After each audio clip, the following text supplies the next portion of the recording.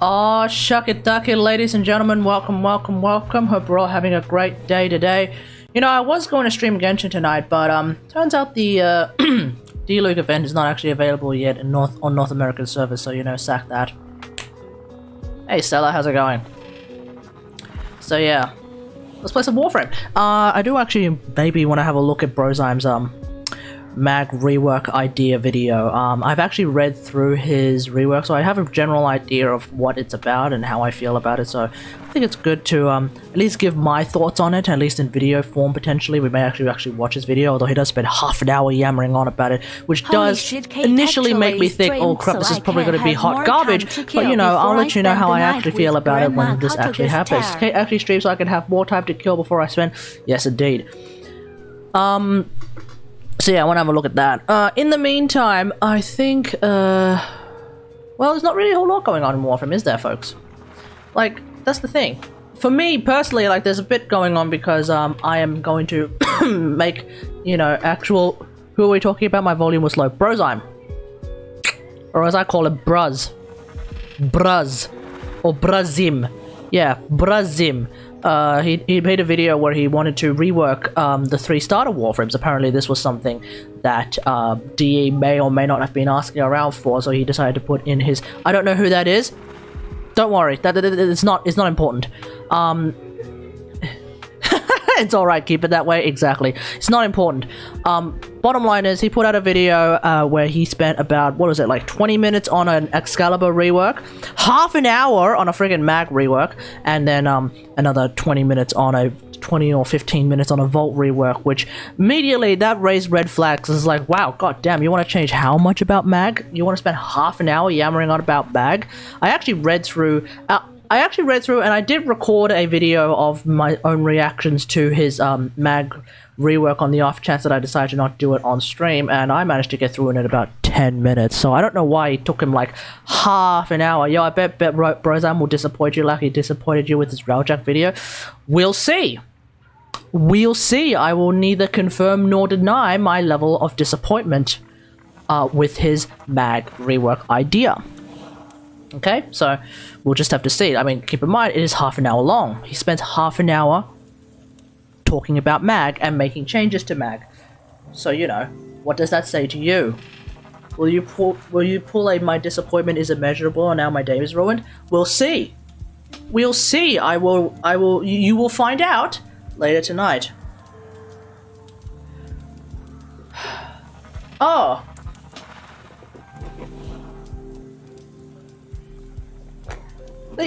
Yeah.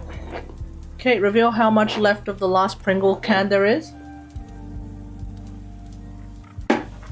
It's about 15% left. What's the flavor? Pizza flavor. The best flavor. The only flavor that really matters. Original is too bland. Salt and pepper is too too peppery, if for my taste. Sour is just cringe. There's like a cheeseburger flavor. I've never tried that before. That might actually be pretty good. But pizza flavor Pringles are god tier. Pizza flavor Pringles are god tier. Don't even fight me because you know it's true. And if you don't know it's true, it's because you haven't tried it out yet. It's that simple.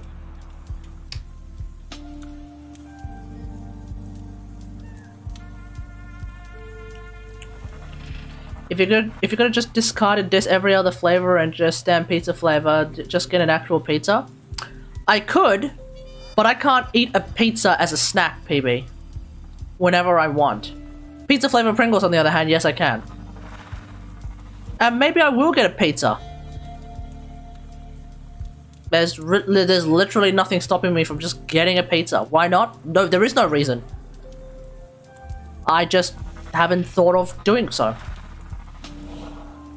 That's about it.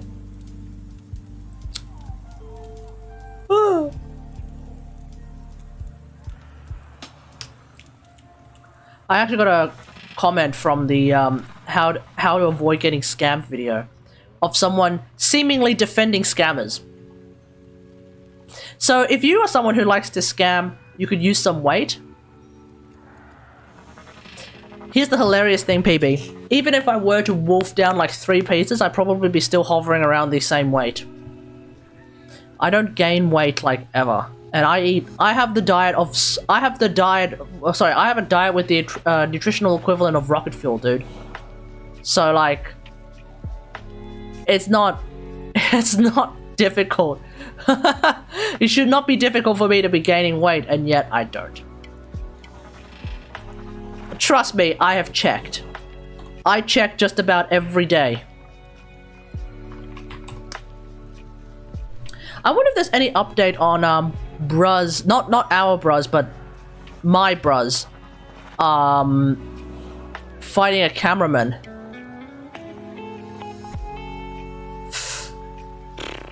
Nope, but there is a post on the Australian subreddit that has managed to garner.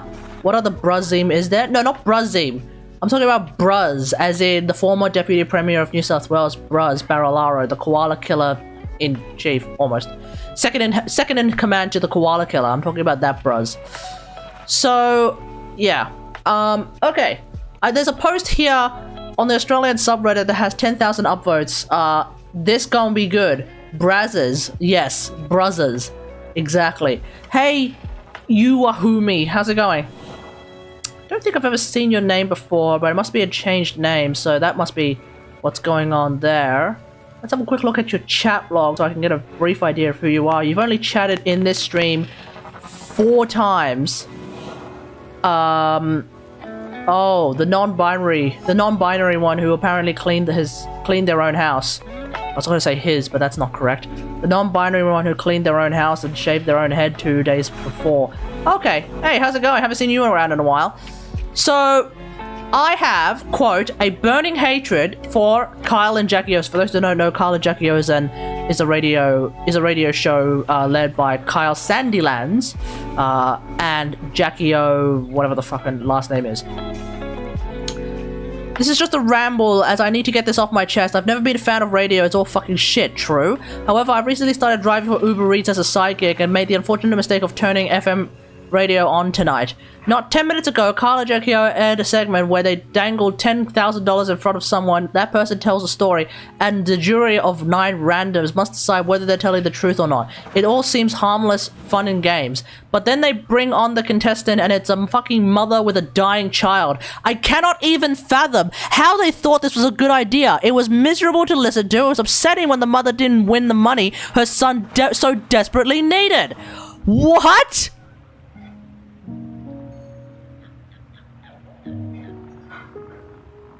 Let me read that again.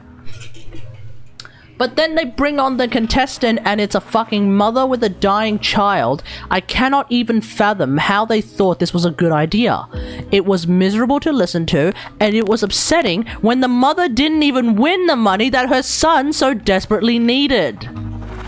Let it be known that taking advantage of a dying child and vulnerable mother for sob story points is not below Kyle and Jackie O. That is actually true. I can confirm that is actually true. Or Kiss FM for that matter. Fuck commercial radio.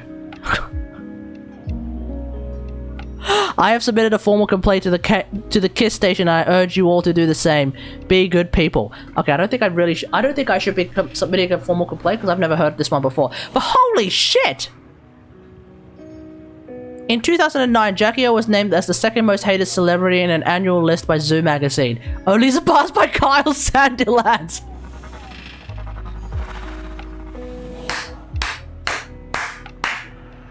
That moment! Who the fuck are Kyle and Jackie O? Okay, Kyle and Jackie O refer to Kyle Sandilands and Jackie O, whatever the fuck her name is. So the guy on the left is Kyle, the chick on the right is Jackie O. They basically run a radio show in Sydney. And it's just like a very like tabloid, like it's just a very trashy tabloid radio show. The idea is that Kyle is like one of those shock jock commentators who just basically says all sorts of random shit, whatever. He just says like the most fucking like loose shit possible, and then Jackie O is supposed to be there as a person who tries to like temper him from going like full blown and that kind of shit. But obviously that doesn't happen a whole lot. So it's that kind of show. It's basically like some loose schmuck and the chick who's trying to rein his ass in. That's essentially how it is. These two are millionaires, by the way. Like, Kyle makes like more than $1 million a year. He just basically sits there and just says the most random shit possible to their like massive audience, and then they get, you know, companies to just spend big dollars to put ads in their TV show. Put ads in their show. Like during the commercial breaks of their show, they just get that's basically how it works. An earthquake occurred in my country just this day. What? Which country is this?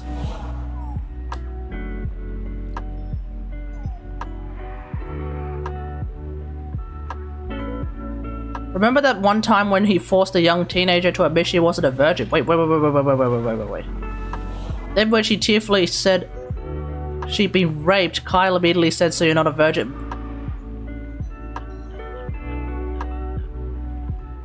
When the fuck did that happen? Holy shit! The Philippines had an earthquake? PB, the Philippines had an earthquake, question mark?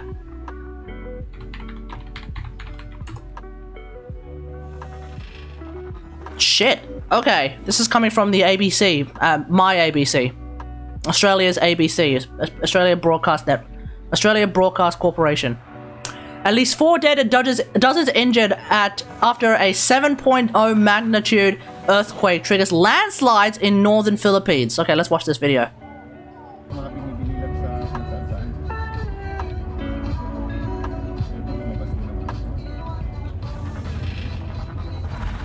Is this just... Okay. So, is this the aftermath of, like, everything fucking broken and shit? I mean, for a 7.0 earthquake, everything seems relatively intact. So everyone's just... So everyone has... Wait. So, okay. Living in a country that doesn't have earthquakes ever. What's the general go-ahead with an earthquake? Do you run outside or do you stay under your table, for example? Like, what's the dealio with earthquakes? Because I don't quite remember in primary school if we ever went through earthquake training. Like, what do you guys do? Because I'm thinking, like, if you're in a building and an earthquake hits, shit just pops off, your building could collapse, right? So staying in your building is probably not a good idea. But then if you go outside, shit could open up. Earthquake footage? Alright, let's have a look at this earthquake footage. This is coming from, the hell kind of a channel is this? This is coming from Telesur. I don't know what Telesur is. Telesur is funded by multiple Latin American governments. Okay, good to know. Thank you. On Wednesday, a magnitude 7.2 earthquake shook 7.2. the western portion of the island of the Philippines. According to preliminary data, the earthquake caused damage to several infrastructures, while authorities still do not report any injuries or deaths. The European Mediterranean Seismological Center said the earthquake occurred. So what's that? Is that like a monument of some description, or is that a building? Either way, it looks like it's crumbling. At shallow depths, approximately 10 kilometers. The United States Geological Survey reported that no tsunami warnings was guaranteed.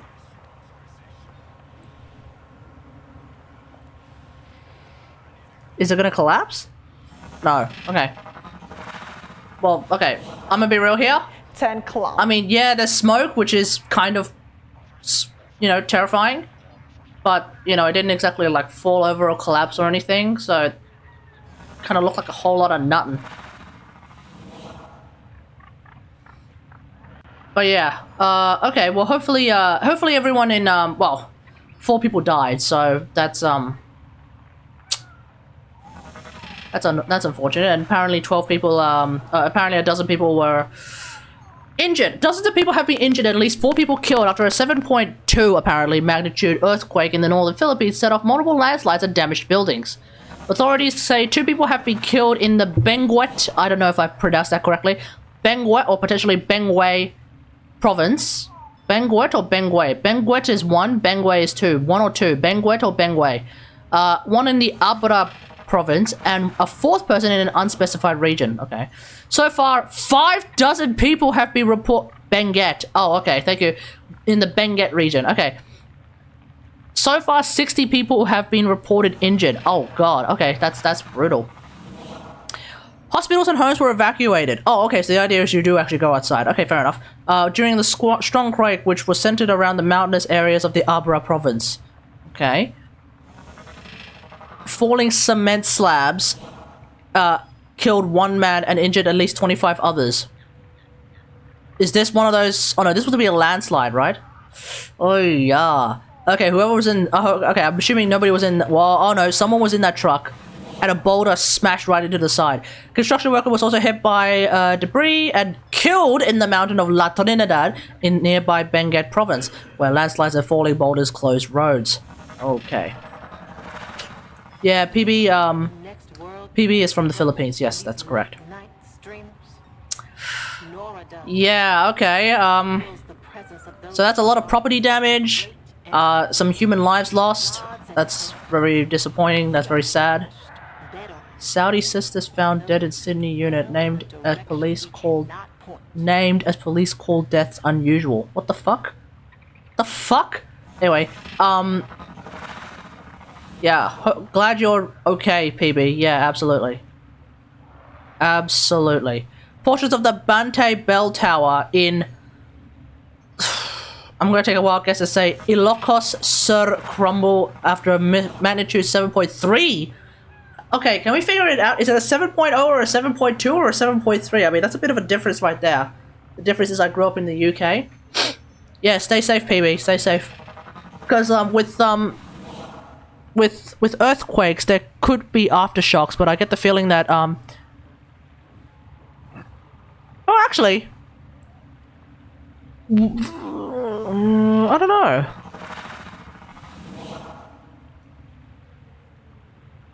So all is well? Okay. I mean, with an earthquake does come aftershocks sometimes, no? I don't know. I don't know a whole lot about earthquakes because I live in a country that doesn't have any.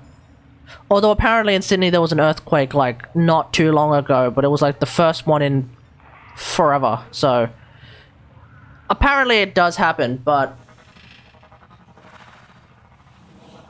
what is an aftershock? I think it's supposed to be like a mini earthquake that comes specifically after an earthquake. I was told it was a Philippine thing to post a tweet after an earthquake occurs.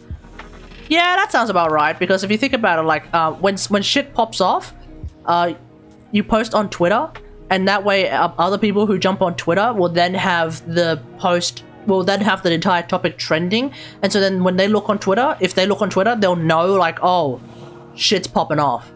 In a similar way, like if shit starts if like an earthquake happens, might be a good idea to make a post on Reddit as well, because some people who don't even go on Twitter probably will go on Reddit, and then they'll say like, oh, this is like the big post right now. Shit's popping off because an earthquake decided to start rumbling. I don't know, you know?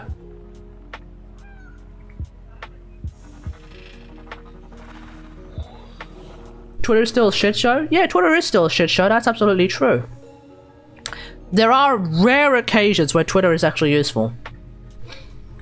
Like when a certain orange man was voted out of the White House, Twitter stopped being a shit show for about 15 minutes and started becoming just a worldwide celebratory landscape. That was Kate, is that a bowl of seaweed? No, it's a bowl of strawberry leaves. As in, you know, like the leaf, the sort of green vegetation looking thing on top of strawberries that you probably don't eat. Those things. One sec, folks. I'm going to put some things away. I'll be right back. In the meantime, enjoy the chair.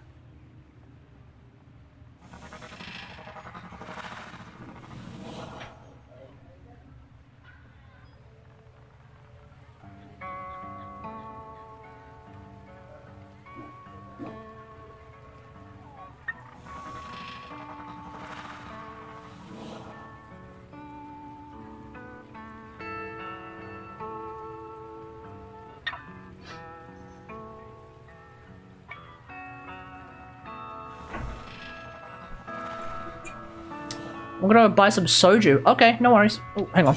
Door's not really closed.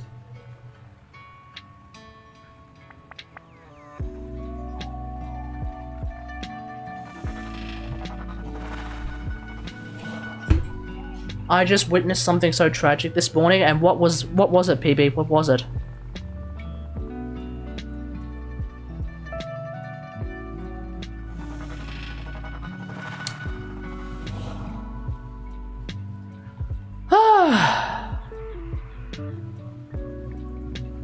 When did I start streaming? Oh, literally 4 minutes after you said where the fuck was the stream.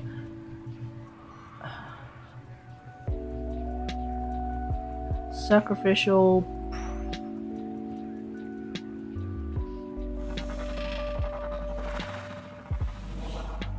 Oh, pressure point, right, okay. Ooh. I don't think I had a good sleep last night. And by last night, I mean this morning. And by this morning, I mean from approximately 3 a.m. until 7:30ish. Because I stayed up like late. No, don't find a squad, don't find a squad, don't find a squad. Oh, wait for you? Okay. I was cleaning my grandma's lawn. Shut the fuck up, PB. No, no, no. PB, come on. Come on, dude. You can't just post cringe like that, dude. Dude. No. No.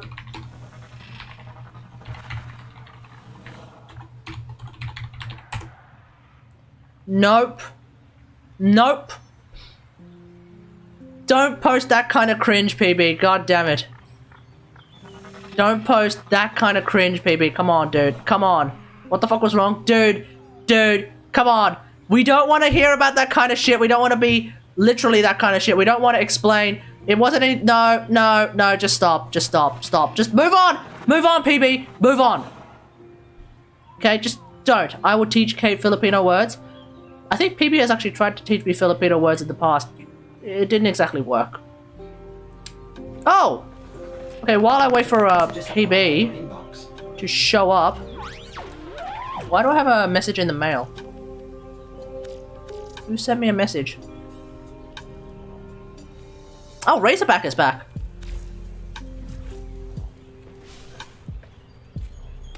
Okay.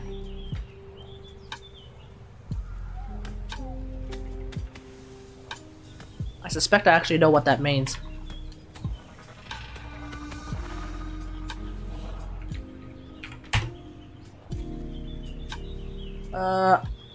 Okay, want to do ESO for the Nightwave? Nope.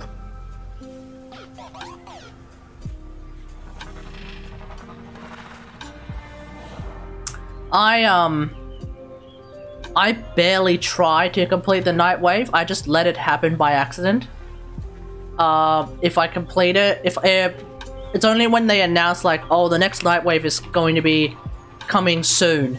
That's when I'll be like, oh, okay, time to actually give it some actual, you know, energy and some actual attempt.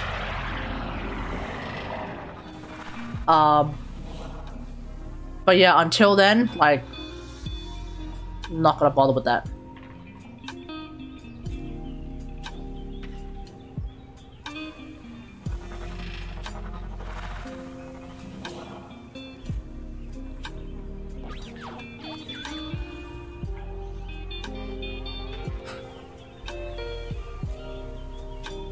You Wahumi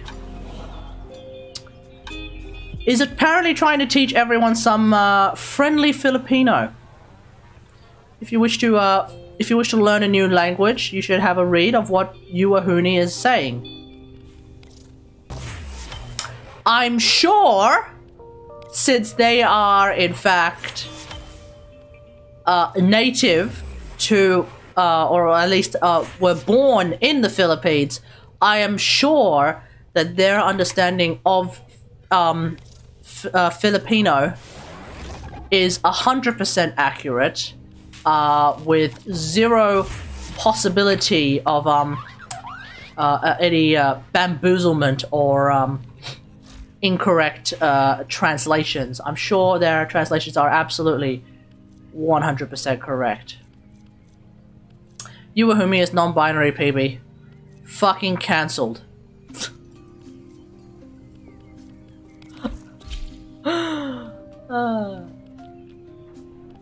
Alright, Core Prime. I should level up Core Prime. Oh yeah, I have a spare Titanium Prime that I'm never gonna use. What the fuck does that have to do with language? You said he. Quote, spoiler alert, it's not what he says it means. Yuwahumi is non-binary, PB. So you're cancelled.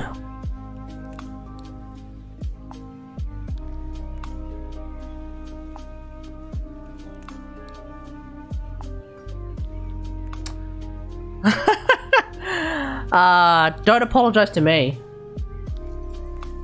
I'm not the one who has to be apologized to, allegedly. Okay, alright, what can we do with this, Core Prime? I should be able to put a gold potato on her, number one. Number one, we put a gold potato on her. Boom, just like that, too easy. Number two. What aura can we use on her? W stand united? Aerodynamic? Why the hell would I ever use aerodynamic? Physique? Rejuvenation. I'll just use rejuvenation. It actually means that. Kate, just say it once. I would, but I feel like my pronunciation would be completely wrong. I mean, considering I couldn't even figure out, what was it, Benget? I thought it was Banquet or Bengay. I think I'll pass, mate. I think I'll pass. Now, I feel like Korra is one of those few warframes that I'm going to unironically run Vitality on. Mainly because Venari can heal. So there is some reason, I think, for that. On top of that, I'll probably run Prime Flow. I'm sure there's going to be a Korra main somewhere who's going to see this and be like, no, that's not how you build her. You need to do this, this, this, this, and this. And I'll be like, great. Watch me use this warframe for about 3 minutes and then not use this warframe for the rest of my entire existence. I don't know.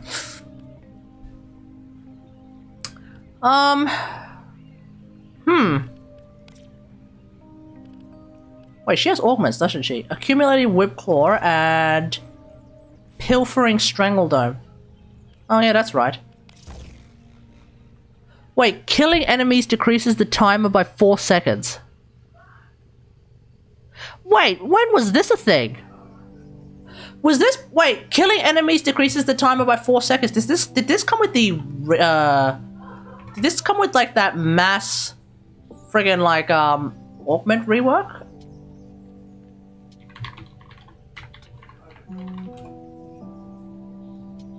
Venari Bodyguard. I think this came with the... No! It was always a thing, huh? Then why did I always think that... Oh, because I prefer just being able to spawn it whenever I want. Okay, fair enough. And, you know, now that we have, Last Gasp, a Venari Bodyguard just seems even less useful. So I guess accumulating Whip Claw and Pilfering Strangledome makes the most sense, because you don't play Korra, KW? Yeah, no, I don't. No, you're absolutely right. I evidently don't play a whole lot of Korra. Ain't that something? Okay, in terms of arcanes, let's bring about, I mean, I guess I'll bring about Molt Efficiency on a Korra? I don't even know if that makes a whole lot of sense, TBH. I mean, I guess I'll go Arcane Grace. I mean, I don't see a reason... How to... What? How to damage? Okay, my arm doesn't do enough damage to last... So Last Gasp is useless for me? How to do damage? Well, I mean, we have to have a look at your amp. There are several ways you can use... You can do a lot of damage with your amp, so... The main thing is also Korra's. Okay, no, I'm sorry. We gotta change Korra Prime's helmet. I mean, I'm not really into the 5-head look. I don't know about you guys, but I'm not really all that into the 5-head look. Now, I don't know if this is meant to be a 5-head look or if this is meant to be like Korra's actually meant to have a lot of hair, but she's wearing one of those hats which like holds all your hair together in like a bun. What's the dealio here? Like, what's the go-ahead here? Is she 5? No, is she 10 head or is she? Or does she just have a lot of hair inside a hat? I don't quite understand. She looks like a Saudi Arabian princess. Yes, she does. I actually dig that look, and it's very appropriate considering that in Genshin Sumeru is coming very soon. So that's that's a very interesting tie-in right there. Very loose and probably completely unrelated tie-in nonetheless, but still, it's a tie-in. I'm gonna fucking say it's a tie-in.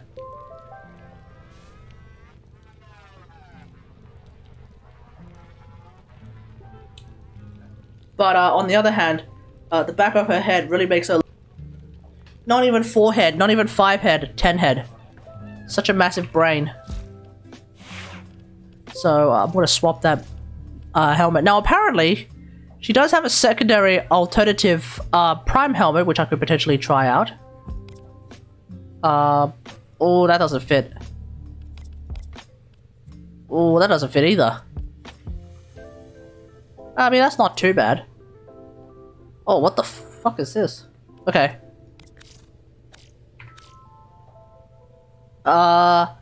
This doesn't even look like Korra, like, at all. Oh yeah, then there's, this, which, I'm not a fan of. Let's just get to doing dailies. PB, I'm sorry, but fashion frame is extremely important. You should know this. Come on, you've played this game long enough. You should know this. Wait, when did I get the Korra Urushu anime set? Apparently I got it, okay. Sayandana. I mean, when it comes to a warframe like this, I will probably give her a cape. Jotun, no, Isapo Prime Sayandana, always a good choice. But goddamn, I can't afford fashion frame. And whose problem is that, PB? Whose problem is that?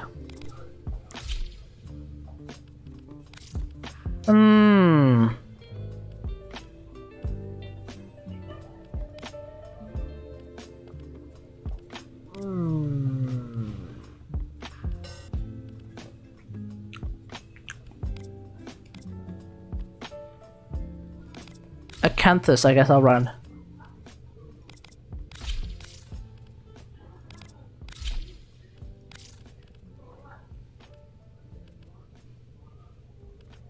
And I won't run any leg plates. Now, in terms of my ephemera,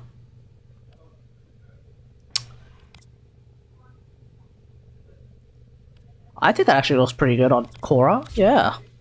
What auxiliary do I have? Korra spikes. Excuse me? What? Oh, no. No thanks. Okay. What color scheme am I gonna go for? White or black? I think with this particular ephemera, like, even bright colors just straight up look black. But I can do that. A fierce. That's actually not bad. Operator, you will strike terror in your enemies. I think before I was running purple. That is actually a pretty good idea. Accent's always gold. Oop, that's not quite the gold I was looking for.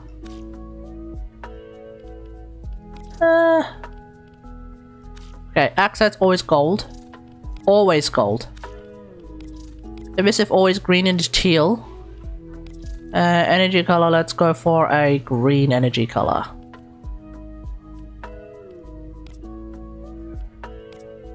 Copy. Copy. Alright.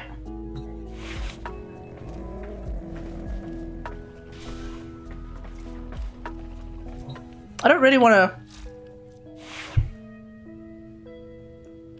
to, you know, run Cora just yet because obviously she's only level 0.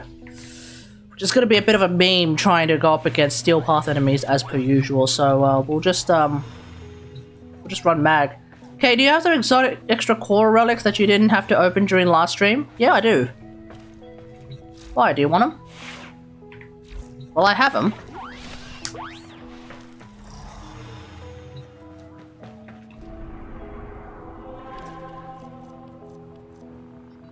Okay, we're gonna start off with the survival mission.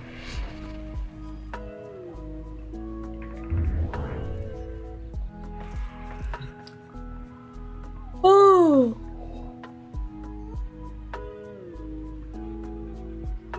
Ooh. Oh, maybe I won't get around to that. Maybe I won't get around to that video because it is half an hour long and I do want to sleep in a normal time.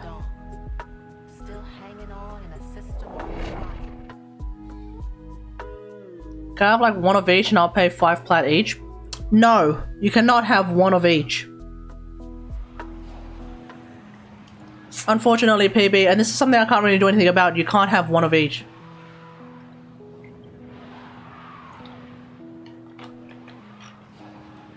So your amp is a 177 amp for Eidolons. That's your first mistake, PB. 1-7. What the fuck is 1 and 7? You must provide cover for the first of the prisms.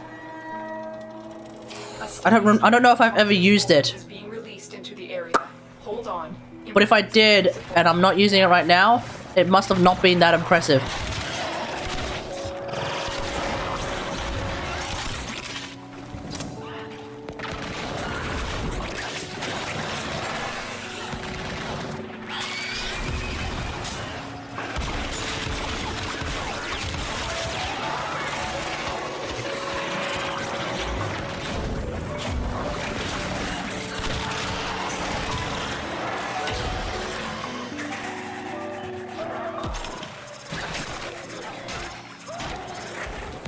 Oh.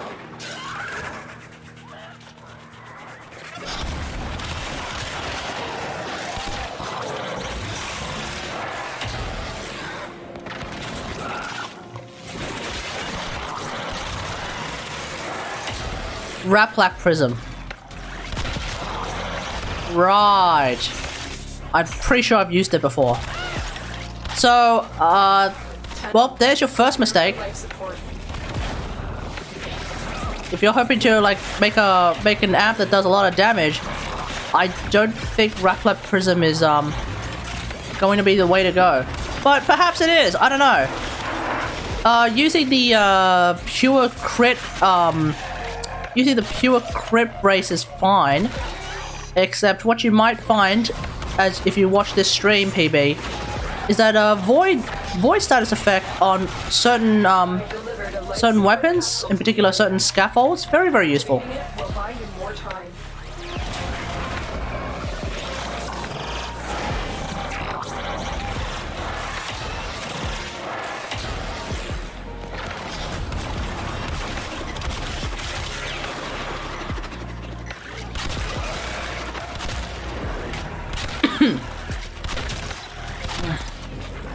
So, keep in mind as well that, like, in higher level missions, generally speaking, I think, even to this day, status effects are a little bit more powerful than just pure crit damage.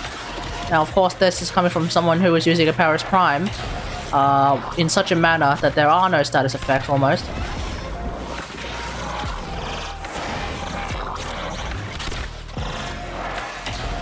But there is a whole lot of crit.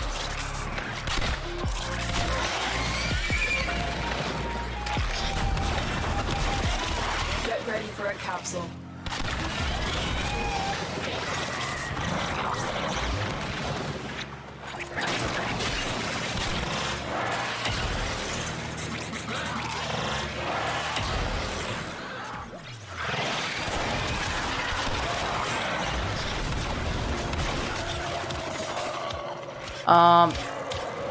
I think the main thing you're probably missing, PB, are like arcanes from your like operator arcades. That may be the thing you're really missing. Life support has arrived.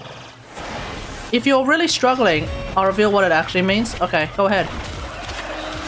If you yeah, if you're really struggling, even after like tweaking around and not using Repla Prism, for example, the next thing you may want to try and get is one of the Amp Arcanes. It means my dick is tasty. Oh, okay. It means, quote, my dick is tasty. What the hell does that even mean? And also, how do you... And also, like, that's not really a sentence... I feel like that's not really a sentence that can be said. Because in order for that sentence to be said, you must first actually know what your own penis tastes like. And unfortunately, portal guns are not really a thing. So unless you have that level of flexibility, and I'm pretty sure every single guy has tried to get that level of flexibility where they can suck themselves off. Like, unfortunately, 30 seconds. that's not really a sentence that you can say with any factual basis. But of course, if you actually can say it with some factual basis, good on you. Sure, you have a wonderful time at home. Alone. Maybe. Hopefully. I don't know. We'll see.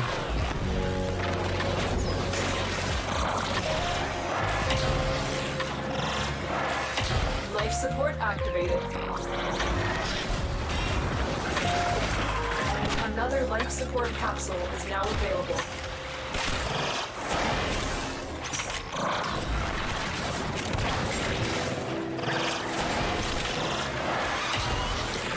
Also, I'm cool with he, they pronouns. Oh, okay, awesome.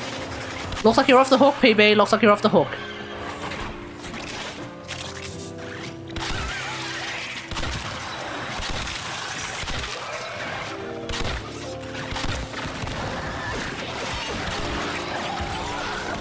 Oh, you little shit.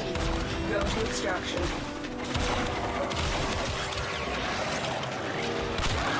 Alright, let's get out of here.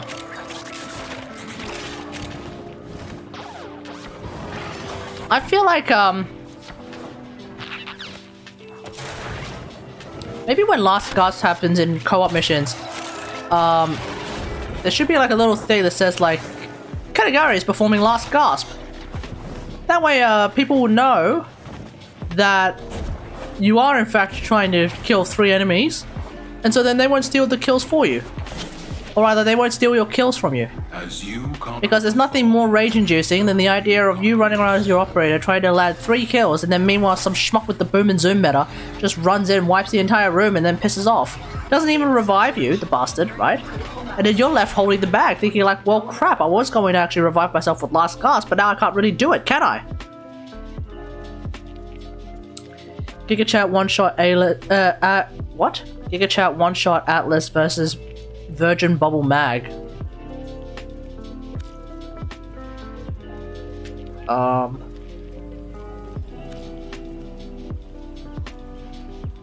Wow. I guess so. But you're supposed to be the tank, PB. What the fuck are you doing? Come on, dude. Why am I the one tanking here? You're supposed to be the tank. Come on, dude. Come on. Come on, pick up the slack. Come on, I'm basically here. I'm the tank. You're not the tank. Since when did Warframes have tanks? Since Inaros, who I'm pretty sure came... Oh, did Inaros come before Atlas?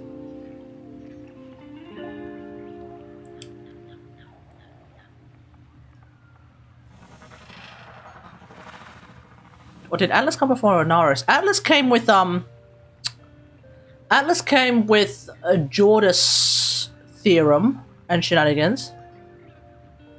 Right? Atlas came with Jordis shenanigans. Inaros obviously came with Sands of Inaros.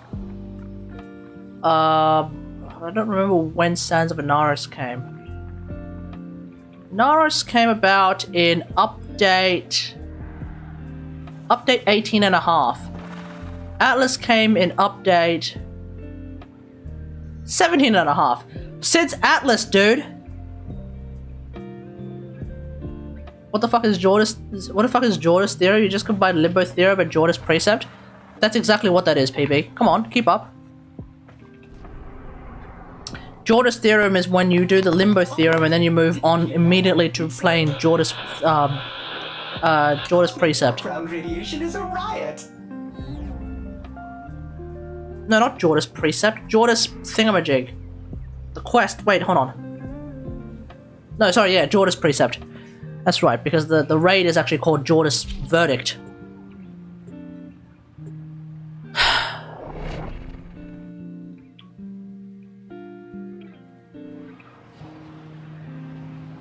Are you ready for speeds? If you activate speed, I'm leaving.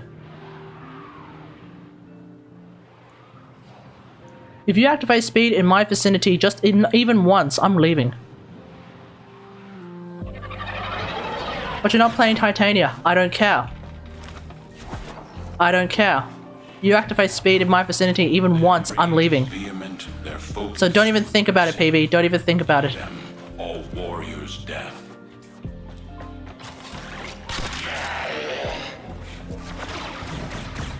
It's 9 o'clock at night, and it's 9 o'clock at night. I'd be working full time. I ain't got the time nor the energy to be thinking at 500 kilometers a second, dude. Or however long volt speed is. Find the Or however captain. fast volt speed is, You rather. don't have much time. You are approaching the whole. I just wanna take it chill Ordnance detect you. They will surely and have a initiate good time. execution sequence. I am not interested in running 300. Come on, PB. Stop going so far forward. Proceed.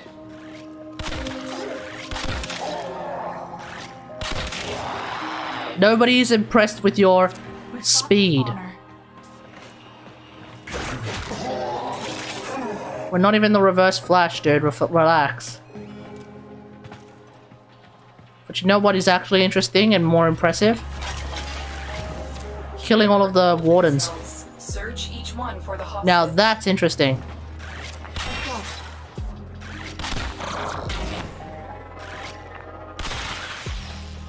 PB causing shit again? PB always causing shit. Got him. Alright, PB, you can go around screwing around, it doesn't matter because all the wardens are dead. Hurry up, dude. You've located the hostage. Escort the prisoner to the extraction point, and I'll take care of the rest.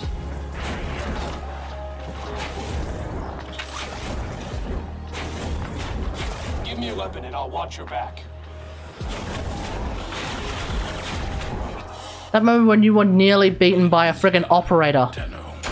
You were nearly beaten by an operator, PB, and you're playing Vault. Come on, dude. Keep up. Keep up! Come on, dude. I'm an old man, and I'm playing as an operator, and I almost beat you. Come on, PB. You should be better than this. Come on, dude. Keep up. Slow-ass Vault, dude. Why do you even bother? Which region are you from, PB? Yeah, which region are you from, PB? PB playing Vault in 2022. You almost beat me. There is a difference, Kate. Yeah, the difference is that I should have not beat you by a country mile, PB. The difference is that you should have already been in the... You should have already made it to the exit while I am leisurely using Void Sling to just go all over the place. That's the difference, PB. Forces. Not good enough. Come on, dude. Sector in the name of Parvos Granum, and the rest of the corpus, of course.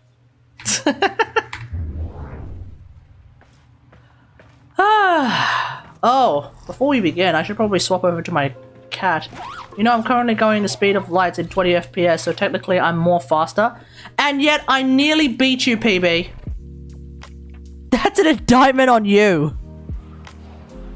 The pronunciation goes put an animal. Go ahead, it's free to say to PB lol. You know what the thing is, though, you are homie? I'm pretty sure just the first two syllables of that entire sentence is already a red flag as to why that particular set of words is a bit sus. Estimate them at your peril.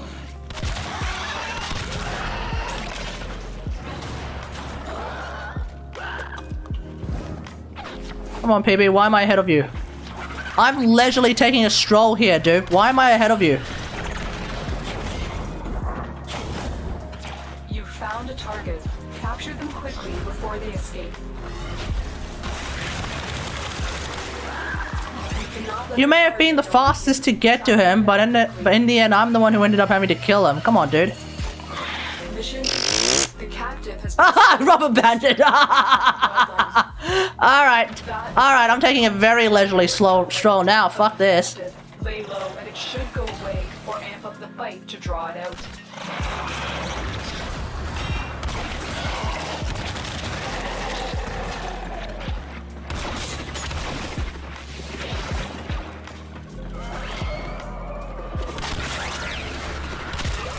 See, I really like Fart Scaffold. Like, I cannot sing its praises enough. Like, look at it. It just completely shreds everything.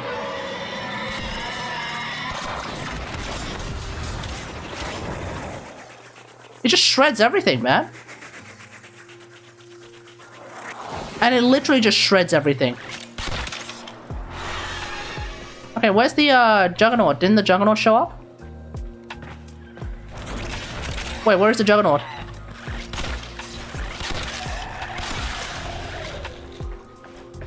Wait, where is the Juggernaut? Is it already dead? Did you already kill? Wait, there's an Itan here. Stay focused. There's a heavy unit approaching. Is it already dead? Did I pick up the part? No, I didn't pick up anything. Anyway, how's it going, Gavin? How's it going? Hope you're having a good day. How are the kids? Oh, you little shit.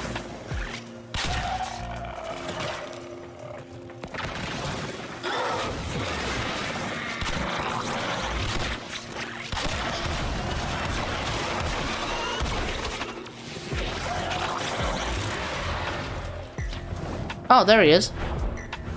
Okay, on my way.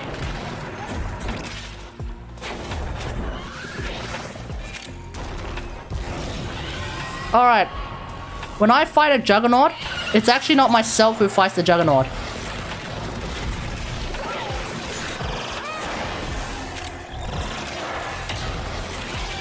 I'm going swimming, so I'll catch you later. Okay. Have fun, don't drown. Have fun, don't drown, stay safe.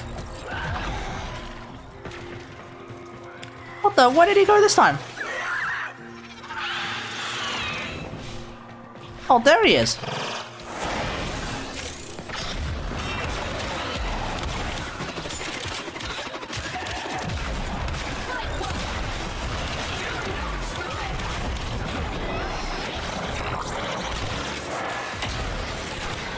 Get over here, PB. Just follow the freaking map.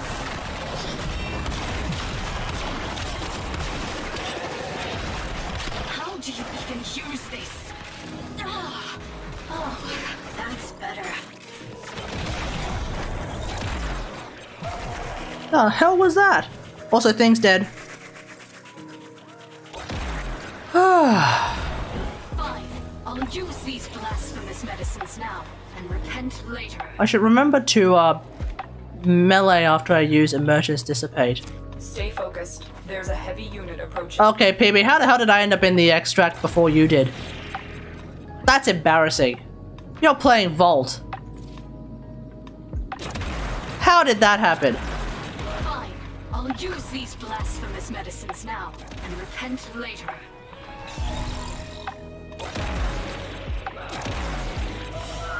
Anyway. It's fine. Doesn't matter. We got an ITAN out of that, though. That's nice. I think I'm... well, actually, I don't know how many ITANs I have left, because I haven't been doing sorties at all. I remember when I used to do sorties, like, every day. I'll regularly get the ITANs, and so... even though I was crouching, I was still faster than you. You showed up after I showed up. How exactly does that make you faster than me?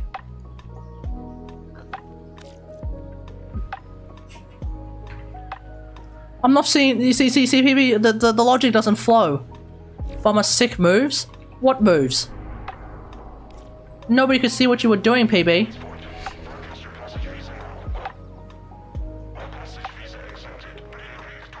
Anyway. Okay, mobile defense. I really need to swap over to my cat. When I'm not using dispensary, running a mower with like the synth mods doesn't really do anything. Like, at all.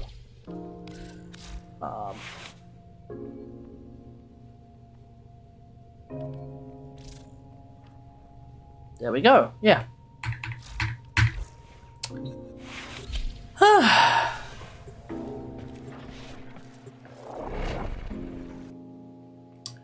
Although the synth mods really are pretty good, especially if you're running Equilibrium and Prime Flow.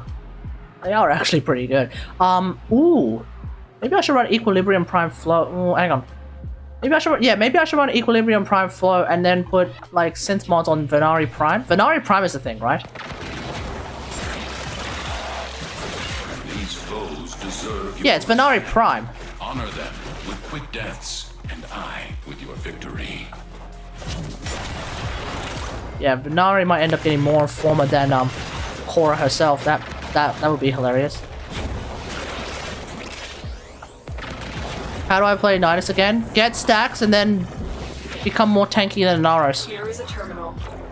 Get me in and get ready to defend. I'm in, Tenno. This will take a moment. Oh, sorry, you actually used that thing inside my Magnetize bubble. That wouldn't help at all. Ah. Is there a ship coming in, or what's going on there?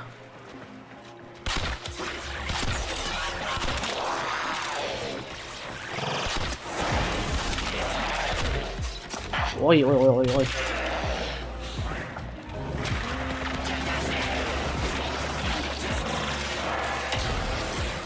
Still working on it.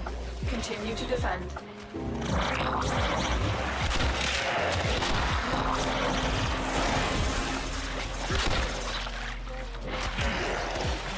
Stay focused. There's a heavy unit approaching.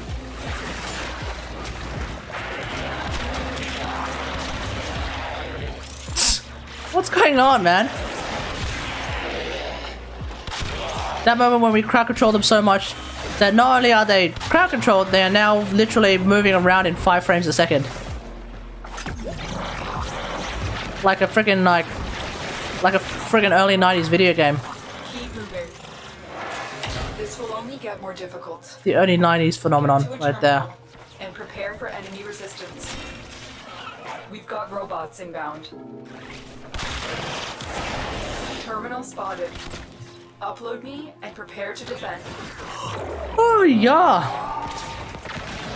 I'm in, Tenno. This will take a moment.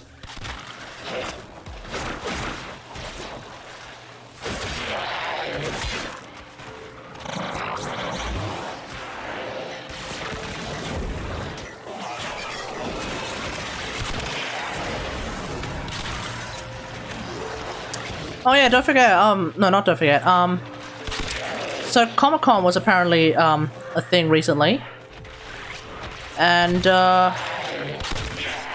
there was some news, well, not just news, but like there was some trailers for like some of the upcoming shows and stuff, and some of the upcoming movies.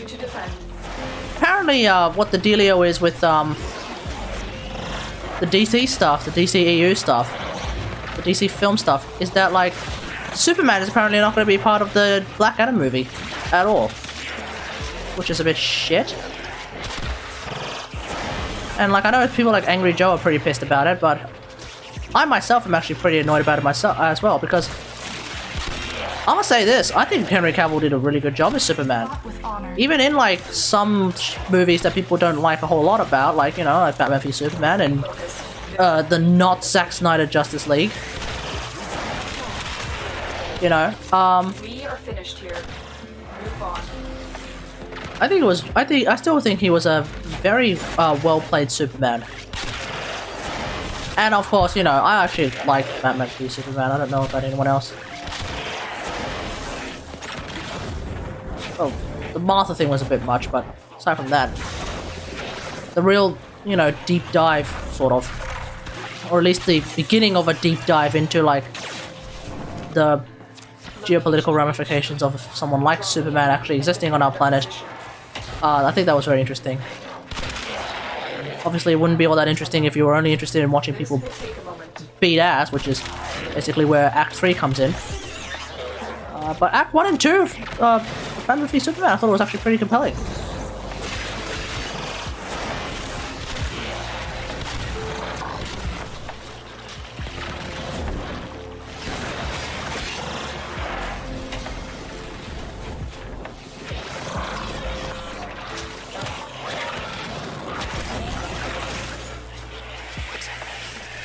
Oh, it's Malice. Get ready.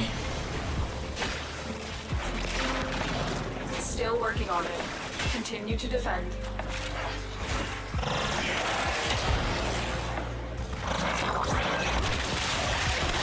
Okay, I tank. Okay.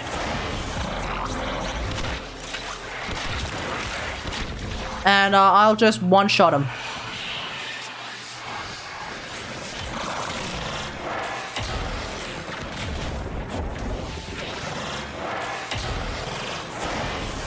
Oh man, I feel like I've already been spoiled by Madurai. We're against us, Tenno. I once used Crush without being under the effects of Madurai, and it felt really bad.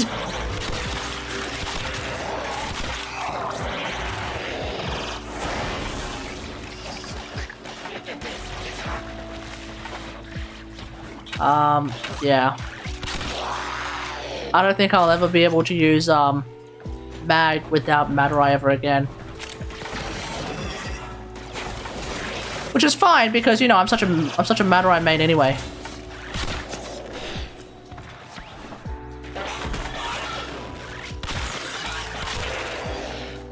All right. What you've learned here will serve you well. But Kate Zeneric? Yeah, but emergence dissipate, PB. Emergence dissipate. I'm using emergence dissipate right now. That's how I'm actually able to get all of my energy relatively easily. Especially in a mobile defense mission where there's actually tons of enemies around. Yeah, I'm still able to get my energy back pretty easily. At some point I need to do a natural mag build video just to show you guys what build I'm using. But it's a pretty straightforward build actually. It's very similar to the builds that I'm using actually when I was running dispensary mag as well. Small differences here and there. Obviously, for example, I'm not using Prime Flow and Equilibrium anymore. Yeah.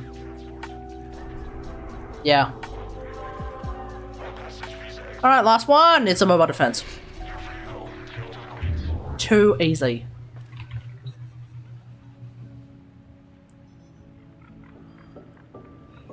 So at this point, the strategy can very simply be wait until one of them reaches the defense target, and then I magnetize it, and then we can just wail on the bubble itself, or you could even just use your abilities to get stacks and stuff.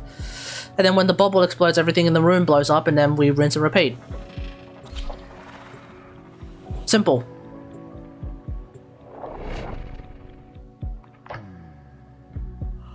Rahatelius time?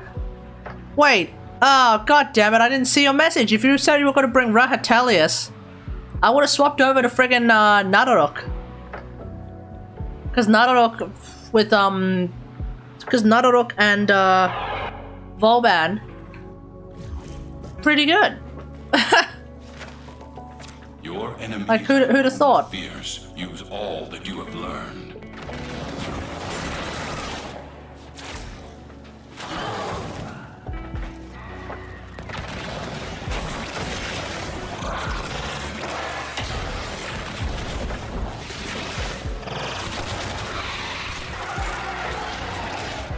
Don't forget to pick up the thing, mate. Not nearby. It will only attack when it senses high concentrations of infested blood. Slow the fight if you want it to go away.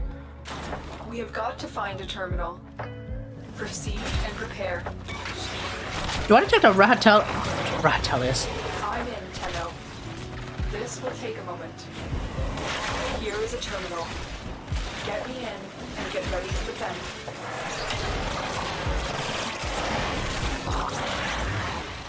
I'm curious how much power duration you have on this particular, wait, are you using the augment for, Vortex? You are, aren't you? The Juggernaut has moved on. It's safe to proceed. Why wouldn't I? Is it actually necessary? Because I look at it from like from an energy efficiency standpoint. Working on it. When you use multiple vortexes, it only adds a portion, not the full extra duration, but it only adds a portion. So if you think about it, you use one vortex, and let's say your vortex lasts for 30 seconds. Right? So you use one vortex, and now it's going for 30 seconds. If you use another vortex without the augment, after your first vortex, so this oh, you died. Ay, ay, ay. So at that point, it's a case of like trying to, you know, trying to pace your vortexes properly. Then you go from 30 seconds to a minute long of vortexes. Vortexes, though. Maybe potentially being the key difference there. But you will be using 200 energy at base. Whereas with the vortex augment, my understanding is that like you use one vortex, that's 100 energy for 30 seconds of a vortex, right? But then you use two vortexes, that's 100 energy. But unfortunately, your second vortex doesn't add an additional 30 seconds. It adds only like what, 20 seconds? So you're effectively burning energy for less vortex uptime. Am I correct? Or did they change it to be the complete opposite? Because it just doesn't seem all that necessary to me to like run multiple vortexes like that. 200-second vortex is epitome of gameplay. I mean, sure, but PB, for that amount of energy, would you rather have a 200-second vortex, or and I'm just pulling a number out of my ass here, 300-second vortex? Which one's better, PB? 200 seconds of vortexes, or 200-second vortex, or 300 seconds of consecutive vortexes? Relatively, with like minimal, like just set a timer, just set an alarm to hold 4 again.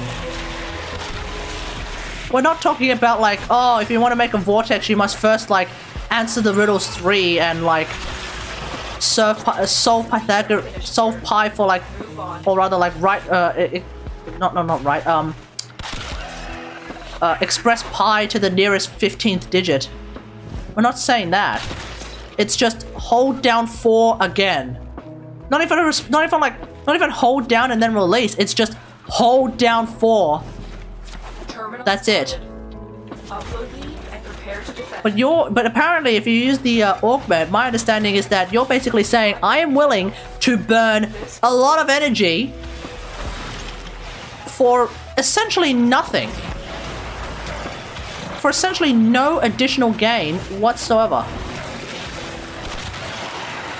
So that's where I'm confused.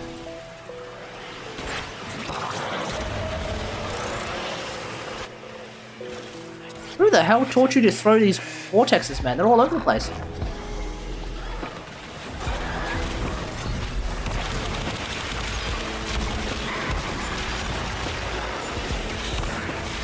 Still working on it. Continue to defend. Wait, was Violence just straight up chasing you the entire time? What the hell?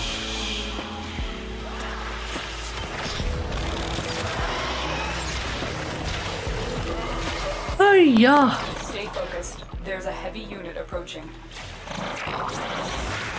He's afraid of the 200-second vortex? Fair enough. So your vortex so that vortex is now lasting for 200 seconds, eh? And how much energy did you burn for that 200-second vortex? The odds were against us, Tenno, but we did it. Mission complete. That moment when you have too many magnetized bubbles active, so you shoot in one magnetized bubble, but then it turns out you actually shot in the other one.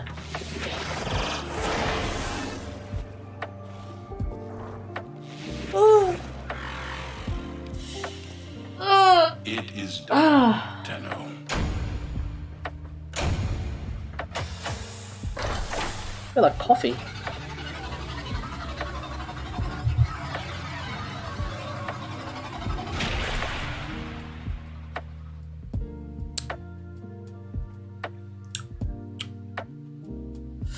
What's the update? What's going to be the update roadmap for Warframe, moving forward? We're not getting... Are we getting Duviri before Veilbreaker, or are we getting Veilbreaker before Duviri?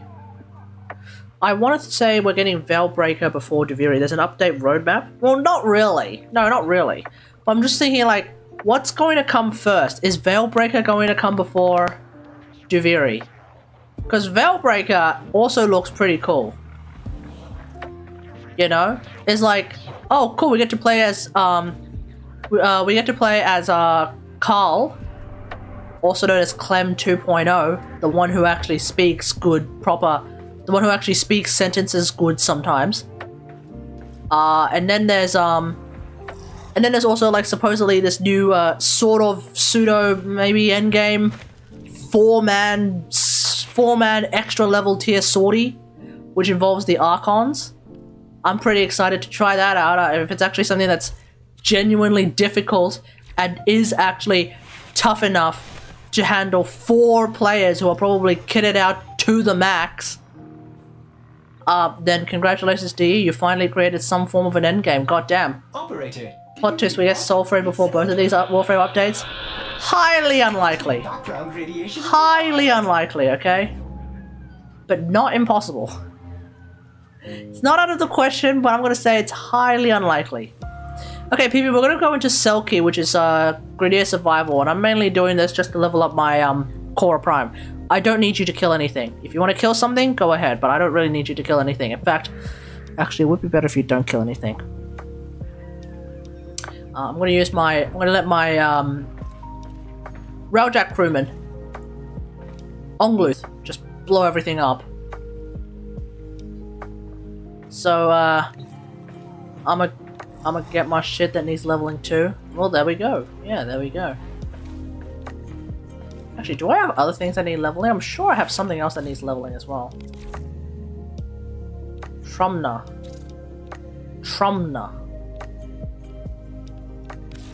Somehow I feel like the phrase "these nuts" can be part of that. Uh-oh. Sorry, I had to cancel that. Sorry. Yeah, every time I hear the name Trumna, I really think of the phrase "these nuts."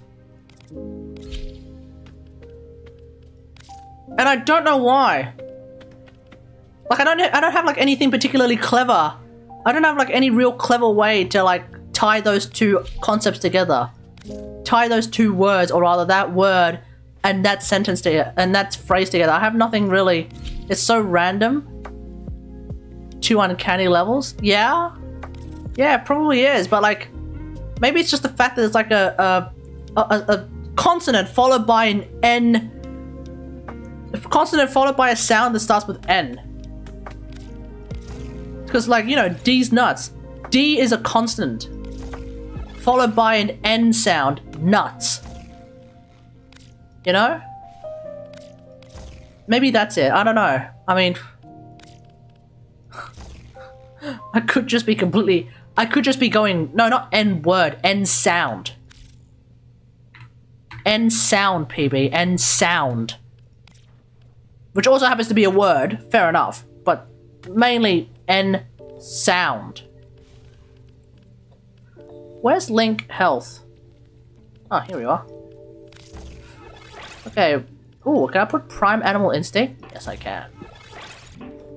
A few more levels and I should be able to fill it up. So until then, I don't really do damage with my cat. Instead, I like to. Oh, actually, I could fit 1, 2, 3. Build's done. Okay. That was easy. It's 2022 and Sentinels don't have linked mods available. It's 2022. And mowers still have both linked mods and enhanced mods, i.e. linked health and enhanced vitality. Here's the thing. There is pretty much not a single scenario in the entire game, I think, where enhanced vitality will outperform link health. It is practically impossible. If you have a level 30 Warframe I think the lowest amount of health that any Warframe has is Loki with 225. Don't quote me on that. I think even with that, enhanced vitality on any Sentinel or any Moa should still be underperforming compared to Link health. Right? Like, I'm pretty sure that's how it works. And even then, let's say it doesn't. Okay, why are you running? Don't run Loki then. Accept your death. Loki is the weakest of them all. Yeah, you said that, PB. You said that, okay? Loki mains, send your hate to PB. Shut down all systems. I ain't got nothing to do with that.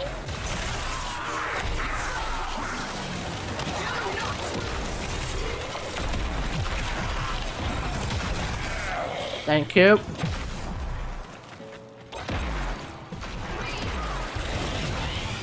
We are pushing them back!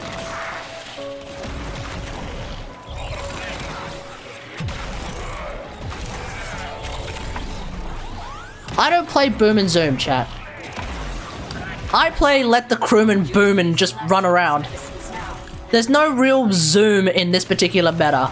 But there is a boom in this meta, that is for sure.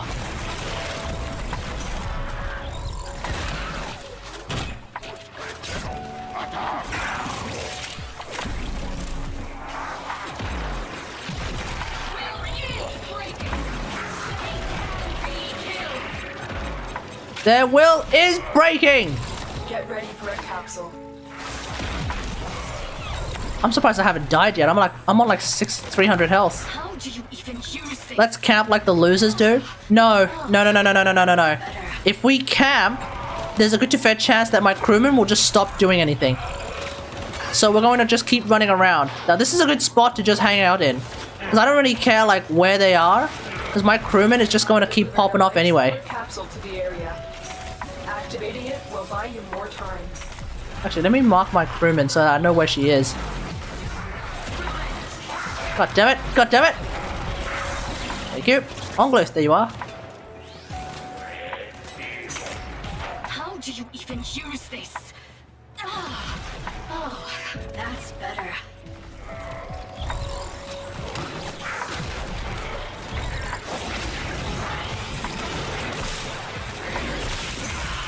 Oh, I just realized my whip claw is not going to do any damage because I'm also leveling up a melee weapon. And repent later. Big Sag. When a crewman does more damage than a Naros? Yes.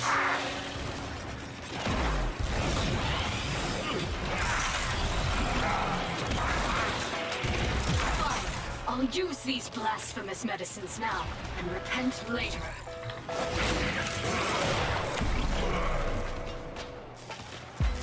Life support on the way.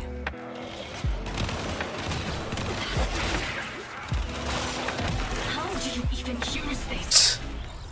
Alright, Strangle Dome activated. Strangle Dome ready to go.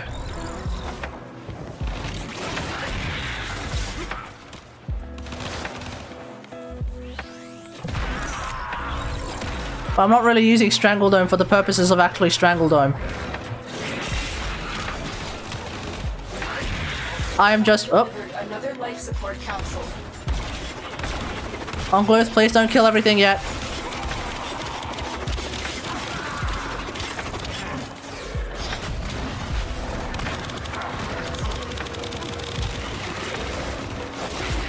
Wait, is Onglos already gone? Oh, it's already been 3 minutes.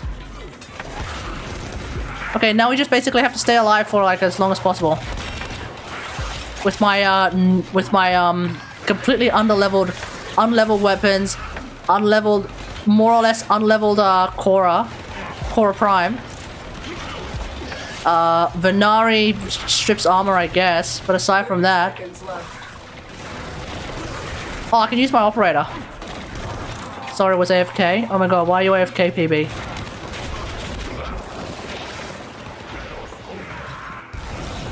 Wait, PB, stand still for a sec. I can't fucking see you, man. Where the hell are you, PB?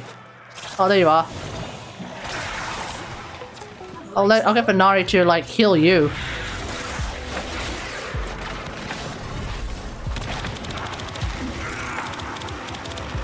There's too much electrical shenanigans, PB. My game is literally running at 15 frames a second, thanks entirely to you. Maybe the reason why Warframe keeps crashing is not necessarily because your computer is crap, but it is because you decide to play a friggin' Vault main as in a survival mission when there are this many enemies nearby. Have you thought about that, PB? Maybe you need to stop blaming your hardware, and start blaming your damn playstyle, dude. God friggin' damn it. Come on, man.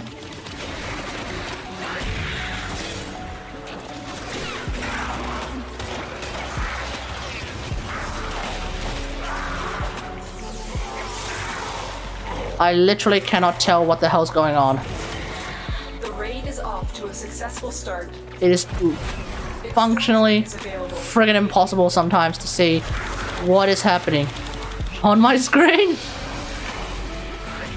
Alright, let's get out of here. Let's get out of here.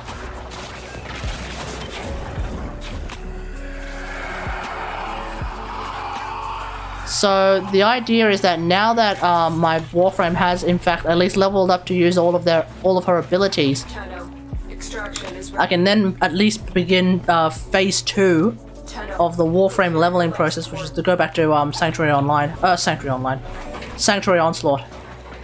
And then through Sanctuary Onslaught, I could just use my Warframe's abilities to actually kill enemies. Now, I should probably not be using my frickin' Prisma Scanner to level up, because this Prisma Scanner ain't going to be providing any stats to my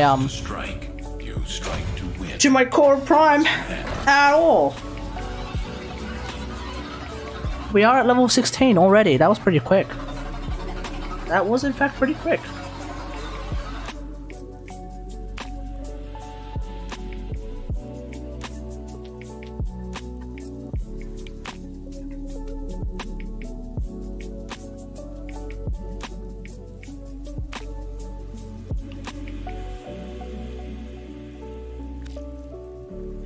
Were my electric currents beautiful? No, PB, they were just blinding.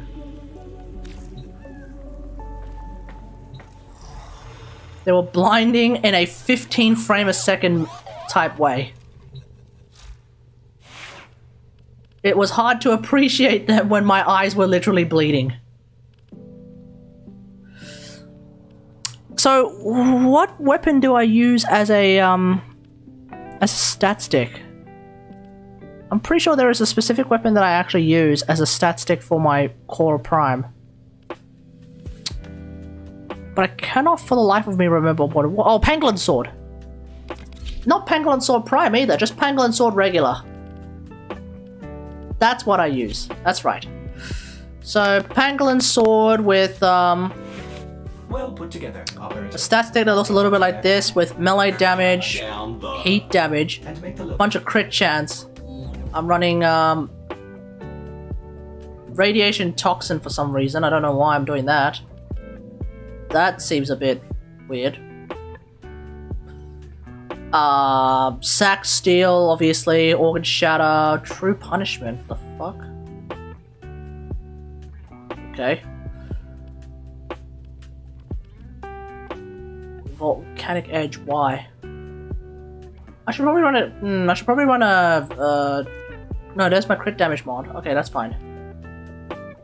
And of course, Condition Overload. Should be fine.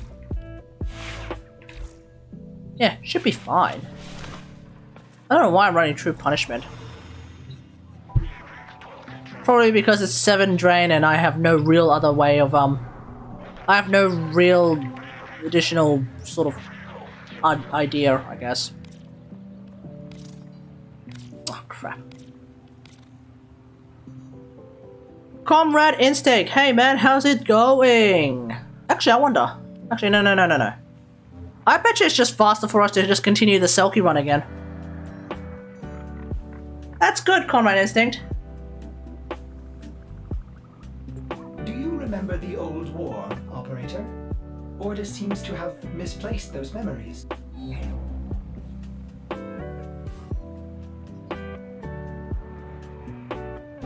You want to see my beautiful currents again? Please no. Please no. Listen, PB, if you want your retinas to burn, you can do that in your own time, okay? Let's not flood this stream, because not only do you have to see it, we have to see it, PB. I just got a 44% toxin lich. Nice. Is that going to contribute to... So I take it you're trying to get a 60% toxin damage weapon of some description? Do I use Nidus and just bunch them up so your crewman can kill them all one shot? That will be fine, PB, if you want to do that. Of course, I am using Cora, so I can also use Ensnare. So it's not necessary for you to use Nidus in any way, shape, or form. You can pick whoever you want, just preferably not Volt, because I don't want my eyes to burn.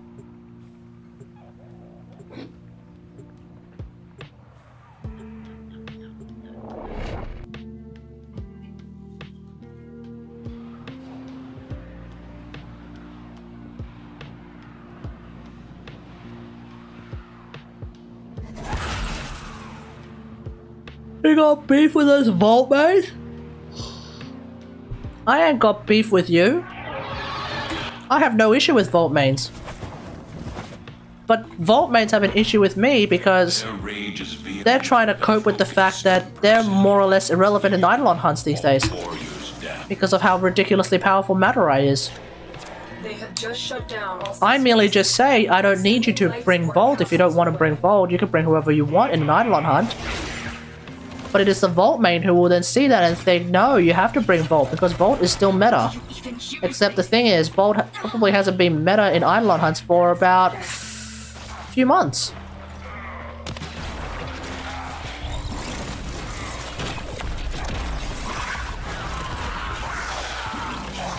Alright, let's just keep finding enemies.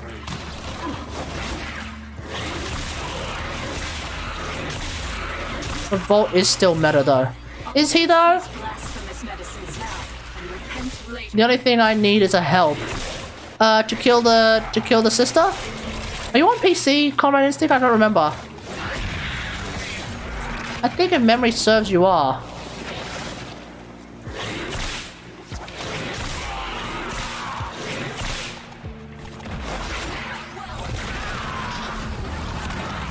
You don't even know what Volt's purpose is in a hunt, so probably assume...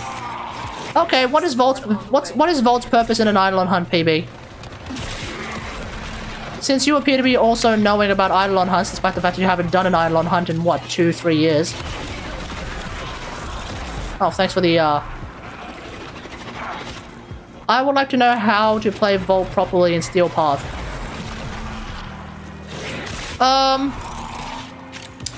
mean, it's really just a good use of his abilities. I mean, first off, his fourth ability does have an augment, which allows you to create overshields.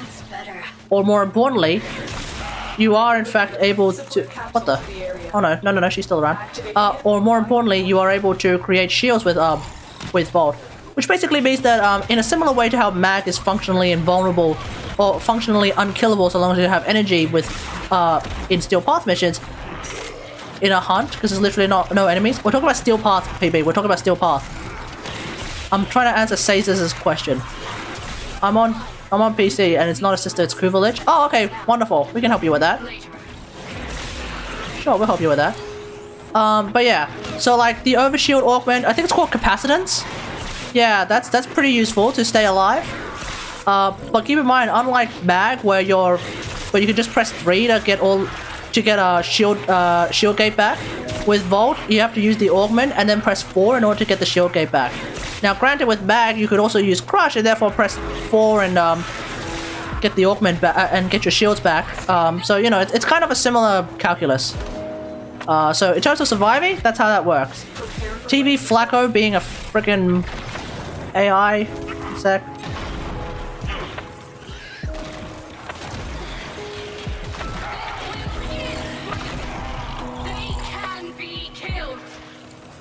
Okay, get the hell out of here. Anyway, as I was saying, so yeah, there's that. Now let me see. His first ability, I don't, well, Additional life support has arrived. yeah, I don't think his first ability is terribly useful. Now, the thing about Volt is that because he's an electric-based warframe, a lot of the times, the big thing about him is, what is it called? Bloody hell, I forgot the name. Quadratic scaling. That's the word I'm looking for. So like a lot of the idea with Volt, I think, because he's electric based, in much the same way that Gaia is electric based, is quadratic scaling is basically where it is. If you can group enemies together, Volt can probably do a lot more damage than usual. I think that's the idea. But that's just an idea with electric damage in general. That being said though, I don't think his first ability is terribly useful in Steel Path missions. You're not going to find a whole lot of basically you're not going to find a whole lot of value in it, I think.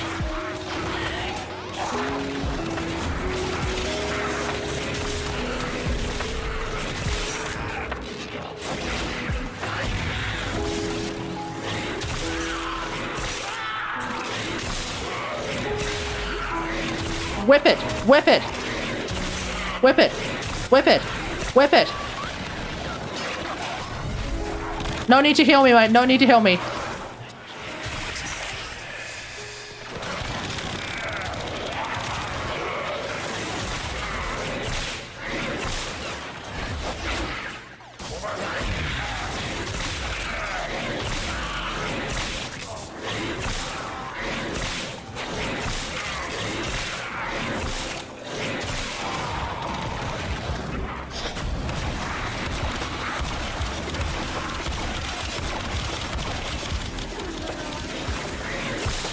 Bro, we do like no damage. What do you think I'm trying to whip everything, man? Our operative is making progress. This will help our cause. I mean, after all, this is a freaking level up process, man. Okay, where is she? I'm gonna kill her with my operator. You ready?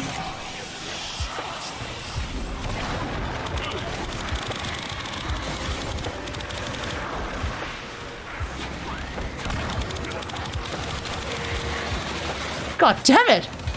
Never mind.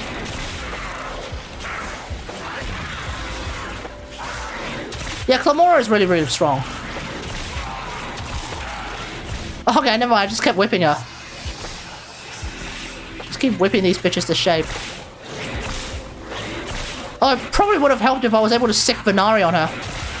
On him.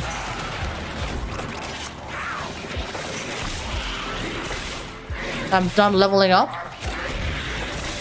I don't know if I'm done leveling up though.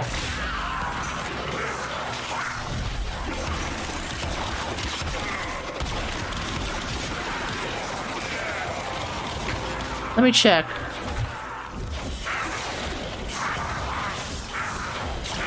I'm not done yet.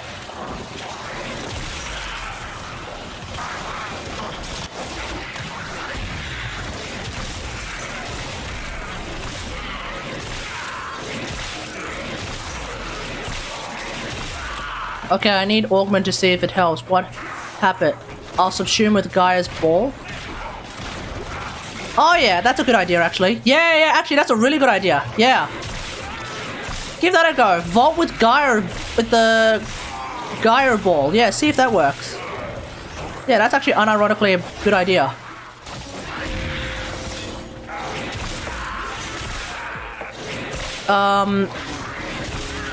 Although, yeah. And so, like, Volt's shield is mainly used in Eidolon hunts. At least back in the old days. I don't know about these days, because apparently PB records that Volt still has a use. Which is what I was talking about. Like, if that's the use, then unfortunately Madurai pretty much just shits on that use.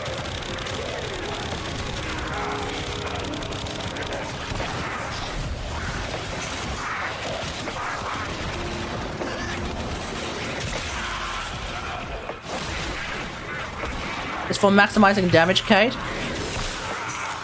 What's the point of maximizing damage when I'm already one-shotting the shields? Whose damage are we maximizing? The friggin' Necromex?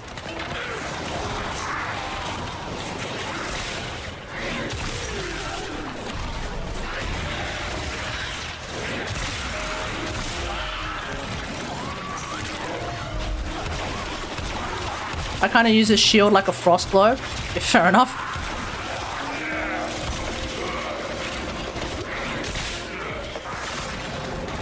1 sec. Let me see if I'm done leveling up.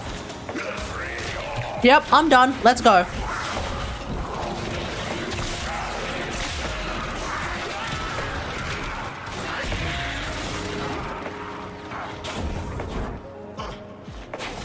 Is it this way? You went the wrong way, PB.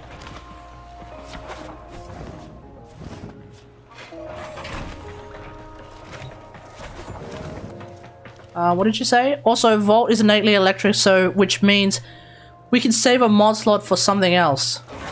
What? Vault is innately electric, which means we can save a mod slot for something else. Urania. Hey, how's it going?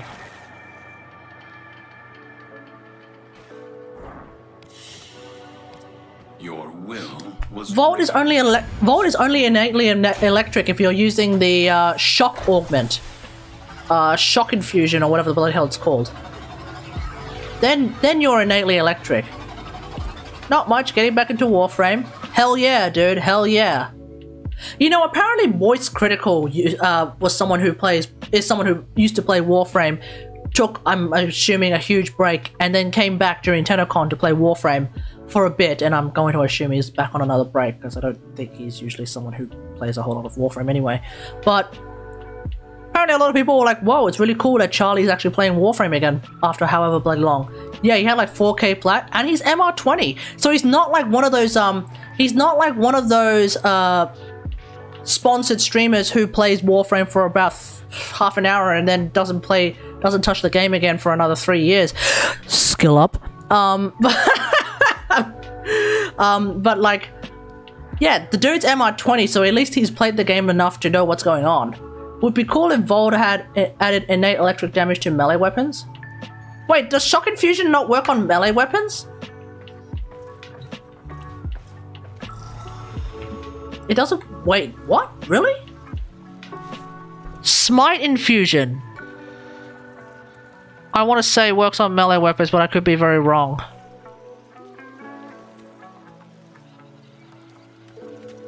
Like, it obviously works on guns. This I definitely know, because I've literally used Smite Infusion in Eidolon hunts for that purpose. But it doesn't work on melee weapons? Because I've never tried. I've never bothered. I never used Volt and haven't cared to try him yet. Fair enough. I'm grinding for his Prime version so I can start Eidolon hunting. Oh, honey, you don't need Volt Prime to do Eidolon hunts, mate. Relax. Do you have a Do you have a Void Rig? Is your Void Rig level 40? Is your Void Rig fully modded and ready to go?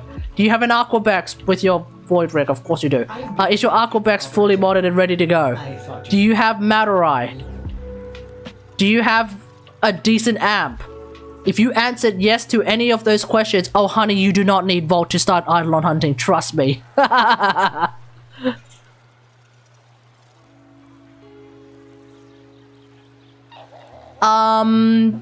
So let me see. Shock Trooper is actually what it's called. It's not called Shock Infusion.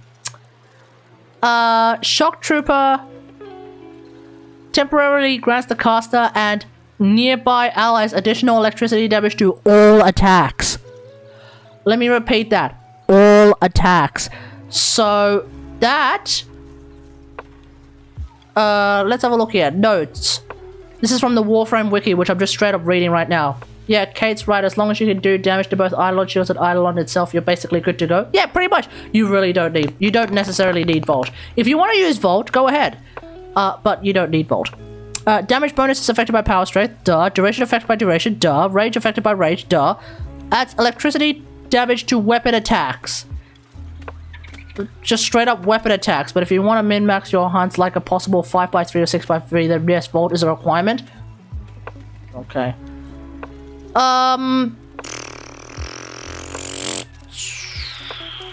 Yeah, apparently that augment does in fact work on melee weapons, which means that Volt can in fact buff melee weapons.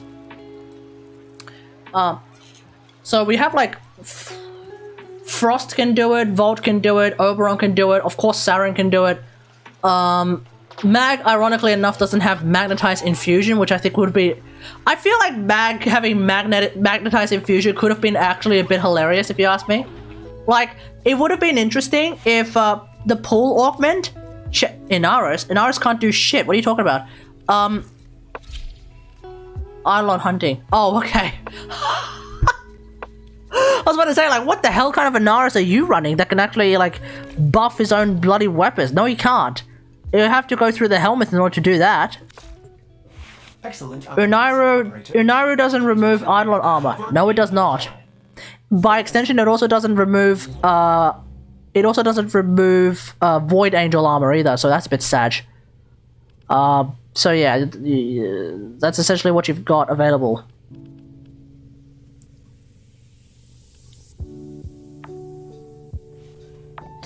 This entire time, I never bothered to upgrade a Master Thief.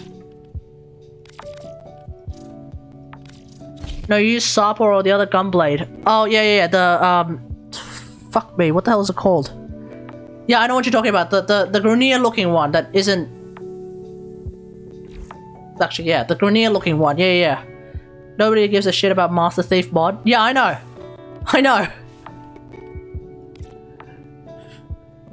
It's just hilarious that for the longest time I've actually, never bothered to level it up. Funny how that works. Coaction drift, fuck that. Enemy sense, I mean, sure, even bigger radar, why not? Fuck it. Vastalok, yes, there we go, Vastalok. Redeemer, I think, doesn't work because it doesn't have enough, it doesn't do enough impact or any impact damage.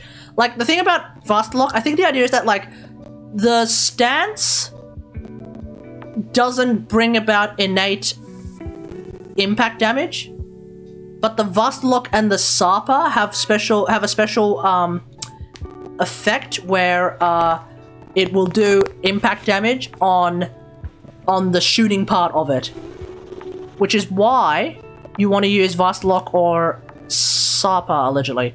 But Redeemer doesn't have that thing, and neither does Redeemer Prime. That's my understanding of it.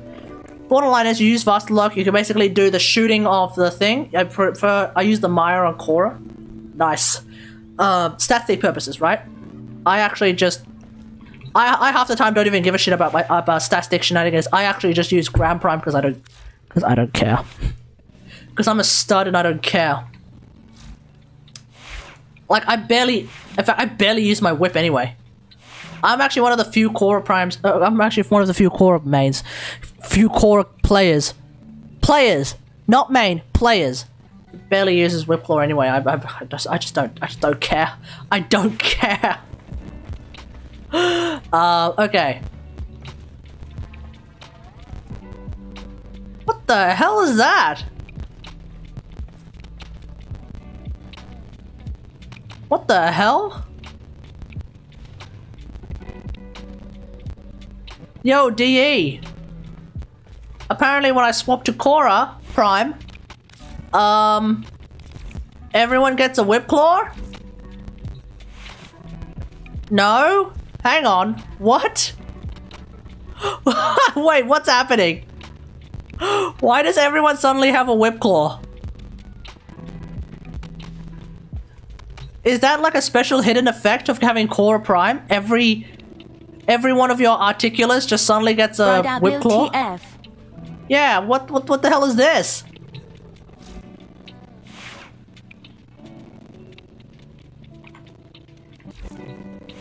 It's not unique to Korra. It's not unique to just having Korra around right now. Seems to have started when, I guess when I got her. Oh, we got a Lavos Invigoration. Okay, let's have a look at what these Invigorations are, because I've been meaning to override one of them. And I haven't done that in a very long time. Primary damage, immune to status effects. I like the sound of that. Melee...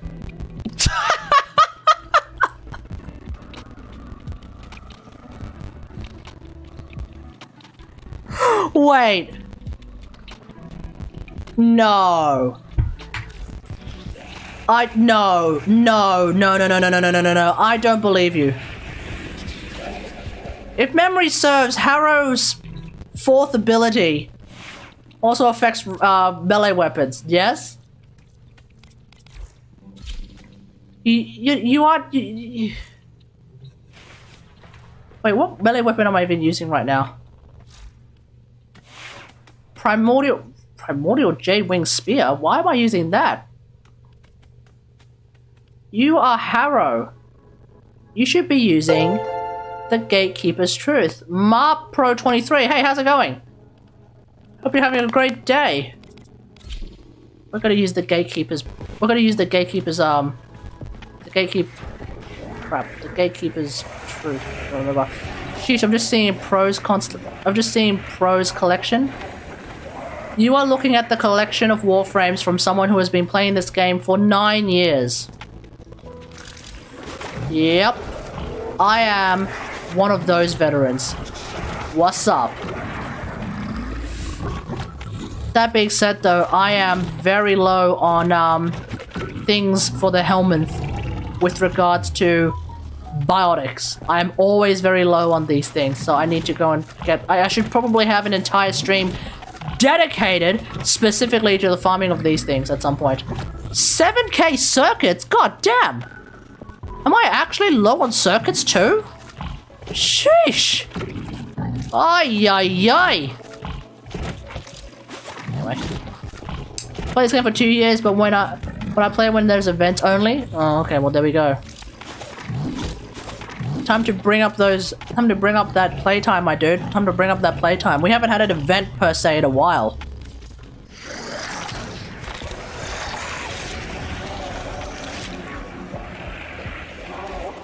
I'm really hoping that Scarspear comes back. Scarspear was fantastic. They just need to make it so that the Railjack actually defended the damn thing when it was being attacked, as opposed to it going invulnerable KEKW. Because that was just ridiculous. Alright, I gotta get... Oh, hang on. Okay, I gotta give this a try. I've gotta give this a try. You mean to tell me that if I use Harrow's fourth ability, and then I have 200% extra crit chance on Galatine Prime, the Gatekeeper's Truth.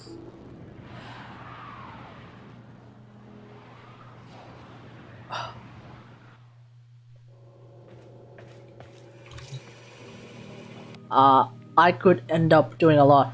Hey, Volt is useful for speed runs and in solo Eidolons when Matarai Void Strike is on cooldown. Yeah, but the problem is... Ijavik. The problem is Ijavik. Matarai's cooldown is short-ish enough that like after the Eidolon is done like doing this kind of thing and it gets up, it's Void Strike time, at least for solo runs anyway, at least for Steel Path solo runs and that kind of shit. But like in team runs, yeah, okay, sure, except the other guy's probably gonna, except the second guy's probably also gonna have Void Strike, in which case you kind of just swap and change. You know, it's kind of just be like, oh, it's your turn to use Void Strike. Oh, it's my turn to use Void Strike. You know, it's that kind of thing. But, you know, you do what you do. Oh, I'm sorry. This, one sec, folks. I forgot. This is, I'm currently on my, Harrow build that does damage. As opposed to my Harrow build that is specifically designed, to buff the ever-loving shit out of everything. One sec. You're doing casual ones? Yeah, I'm doing casual Steel Path Eidolon runs. You're absolutely right. You're absolutely right, PB. I am in fact doing casual Steel Path Eidolon runs. Am I a speedrunner? No. I just do casual Steel Path Eidolon runs.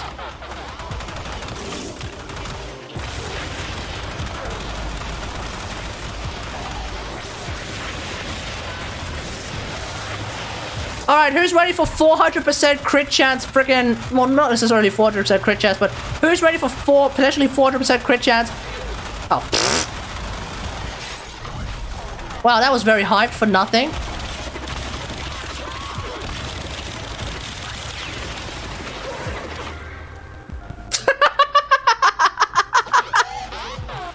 Okay, doing Steel Path doesn't make you special. Yes, it does. Because if not that many people do Steel Path Eidolon hunts to begin with, and I'm the only one who regularly does them in the first place, by definition, I'm a special boy.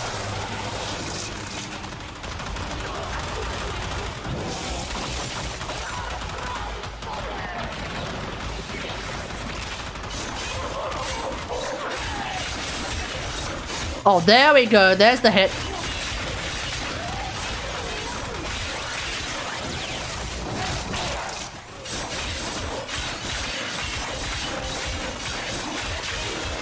Need to try and get that headshot on the swing by doing an overhead swing.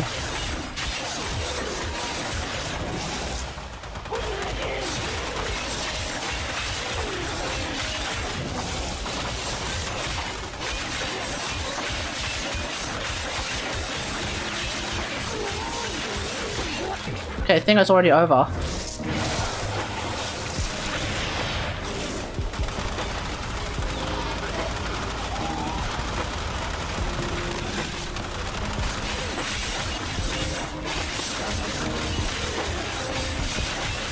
That should do the trick.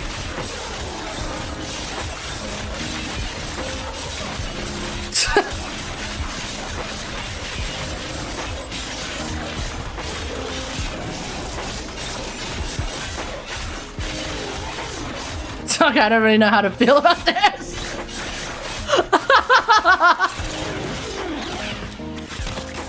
Okay, yeah, I don't know how to feel about this. I think instead of like it being like a, oh my god, 400% crit chance on melee weapons, I think it's more like, oh my god, 200% crit chance on everything. Time to use Sinoid Gamma Core? Yeah, sure. I can do that.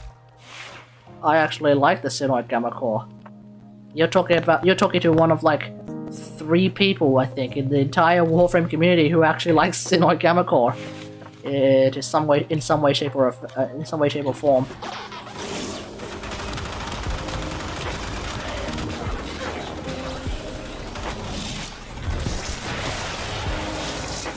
I would like to remind you all that DE buffed the shit out of Harrow without prompt for absolutely no reason.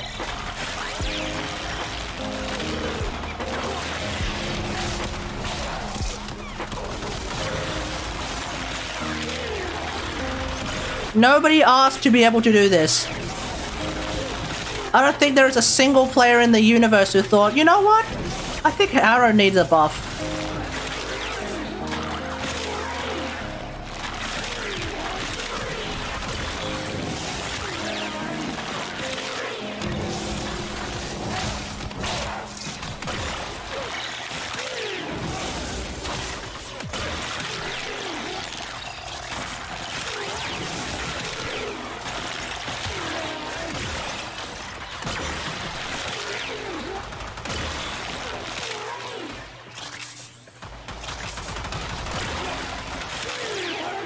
Why not normal Gamma Core? Well, I mean, that's like saying why not normal Paris bow? I mean, yeah, I don't mind the normal Paris bow, but it's not that special. There's nothing particularly unique about it. Paris Prime, on the other hand, is a Paris Prime. And Mark 1 Paris is the Mark 1 Paris. That's why I use those weapons. Sweaty, hardcore, parkour meta slaves do. Who? Use what? Paris Prime Supremacy? Hell yeah, brother! Hell yeah! What's up, Featori? Okay, chat. It's 10 o'clock. I think it's high time we actually watch Brazim's video on, or rather Brazim's video on, his Mag Rework idea. Because apparently, DE is asking some of the big YouTubers, allegedly, to make some suggestions about the starter Warframes, to give some reworks on the starter Warframes, so that new players have a better idea of what's going on, possibly, or just to like fix up things that, of course, Mag and Excalibur and Vault have in their kits. Okay. Now, here's the thing. With regards to Excalibur and Vault, I don't care. I don't care. I genuinely don't care. I don't care what happens to either of them. If they get buffed to become god tier, great. If they get nerfed into becoming even worse than they currently are, great. I don't care. You know? Back, what did I miss? Nothing. We're about to start. Alright, here we go. So, that's why I'm not going to bother watching his, Inaros, I'm not going to bother watching his Excalibur rework idea, nor am I going to bother watching his Vault rework idea. I am only interested in watching his Mag rework idea. So folks, this is Let's Rework the starter frames, Excalibur, Mag, and Vault rework, specifically the Mag rework, because I don't really care about Excalibur nor Vault. PB wants me to watch the Vault rework, I will not. So there we go. Or, you know, maybe we'll just read it afterwards, but the Mag rework idea, for whatever reason, is going to go for 20 minutes, and it is the longest, potentially longest part of this entire bloody video in the first place, which kind of screams red flags to me, but let's see what this is all about. Here we go. We have Mag. Now, Mag, these changes, I was, again, specifically requested, they are quite in-depth. There's going to be quite a lot here, so let's get started. Okay. Pull changes. Pull currently has an ability that grants a chance for energy orbs on kills with the ability. Okay, let me stop right here. Pull currently has a sub-ability that grants a chance for energy orbs on kills with the ability. Unless you are fighting against level 1 to 5 enemies, this sub-ability pretty much never activates. So, let's just say it doesn't have a sub-ability that grants a chance for energy orbs on kills with the ability. You know, I know, everyone knows, that is how that works. Let's continue. A lot of people don't know this, but if you actually... A lot of people don't know this because it never happens. ...are getting the kills themselves with pull, you have a 25% base. Come on. Additional chance for enemies to drop energy orbs. The problem with that is that pull is not an effective DPS ability, and getting those kills is exceedingly rare unless you are already built with a bunch of mods and then you go back to those extremely low-level Earth-type missions. So, a change to this, to a duration-based debuff, so enemies can be pulled then dispatched, for a better early energy economy, as pull isn't a good tool for outright killing most enemies, even fully modded. What this would do... Okay. Changing the ability to a duration-based ability where when you pull enemies, you tag them with something, and then if you kill an enemy that has been tagged, then you get the energy. This is something that Mag mains have been screaming for a very long time, myself included. This is something that I've talked about many years ago. Many years ago. Is essentially encourage you to pull enemies in, and then eliminate them in whatever way you'd like, whether that's through your 4, your 2, with your weapons, anything, and you would get energy for that in most scenarios. I do think that 25% in that scenario is a bit high, so I would probably consider lowering the starting chance for the orbs to drop to 15%, which still feels pretty good, and would be affected by strength still, giving you another benefit to modding for strength. And this is going to shock you guys, so you may want to sit down for this, okay? This is a statement that is going to be very controversial, especially among my community. This is going to be a very controversial statement among basically the entire Warframe community, okay? I'm going to say something. Get ready. I fully agree with this.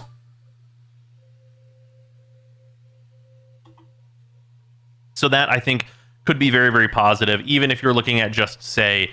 like an Intensify, you're talking about over 20% just with that, and that's going to be a mod that a lot of new players are going to have access to. Also, base debuff timer, I think 8 seconds is a good balance. It could be as high as 10, and I think that that would be reasonable, and I think that anything lower than 5 would be really rough for new players. I wanted this timer to feel balanced in that I want new players to be able to utilize it. So even if you're learning, if you use pull on an enemy, there's a good chance that enemy, I think, is going to die within 8 seconds. And that's going to do a lot for them being able to get used to their powers and use them more. Yeah. I think, like, for us who have been playing Mag for a very long time, basically anything above 3 seconds, you're pretty much good to go. You know? Because Magnetize will kill everything, like, pretty bloody easily as a player who has, if you're like an endgame Mag player. So that's not a problem whatsoever.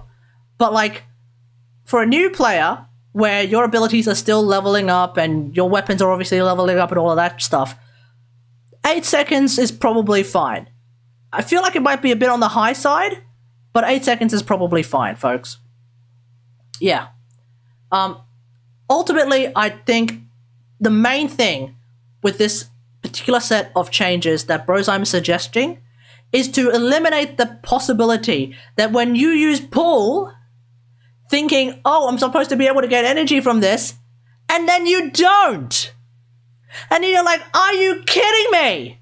Why would you even have this written as a part of the ability in the first place? You know? Since when was Kate an endgame Mag player? I've been an endgame Mag player longer than you've been playing the game, PB. Come on. Anything is the most important change to Mag, I think it would be this. In order to just make absolutely that so much better. Absolutely. Additional changes to pull, though, is that pulling enemies into a ball in front of Mag as opposed to flinging them wildly around the map or having them skid harmlessly across the ground in front of them. So this is actually a fix that is the exact same fix that Zephyr got. On Zephyr's 2, her 2 pulls, and before, the enemies would kind of just fall over or alternatively fling wildly in one direction, very uselessly, not grouping them and honestly giving them more of an escape than a pull. This is the exact same fix that they did on Zephyr. The exact same thing, just allowing you to have more control over where you are pulling to.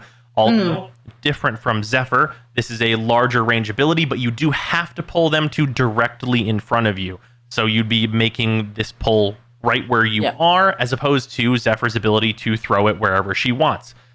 So the only thing that I sort of have vaguely against this idea, is that Magnetize already more or less does that. You know? Like, pull is one thing, but Magnetize already puts enemies into a ball, ostensibly in front of Mag, and that is a grouping tool. So the idea of both pull and Magnetize essentially doing the same thing?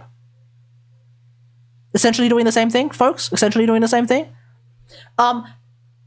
Spoiler alert, because I've actually already read these changes prior to us talking about them. This is also, like, Brozyme also has a Magnetize pull synergy idea that Mag players have been talking about pretty much since a long time ago as well. Just use Kuva Brahma, end of story. Yeah, but you want enemies to be together so that your Kuva Brahma can hit all of them. Remember, AoE is also going to get nerfed, PB. AoE is also going to get nerfed. Allegedly. That's what I heard. Apparently. I don't know. But point is, the idea of pull doing essentially what Magnetize does? I don't know. I don't know about this one, folks. I don't know about this one. Personally, that is different enough, and this would be an effective early game tool, and also might encourage Mag's early game to pull a bunch of enemies in and then use their melee weapons to finish, a clump of enemies off, which I think personally feels quite effective.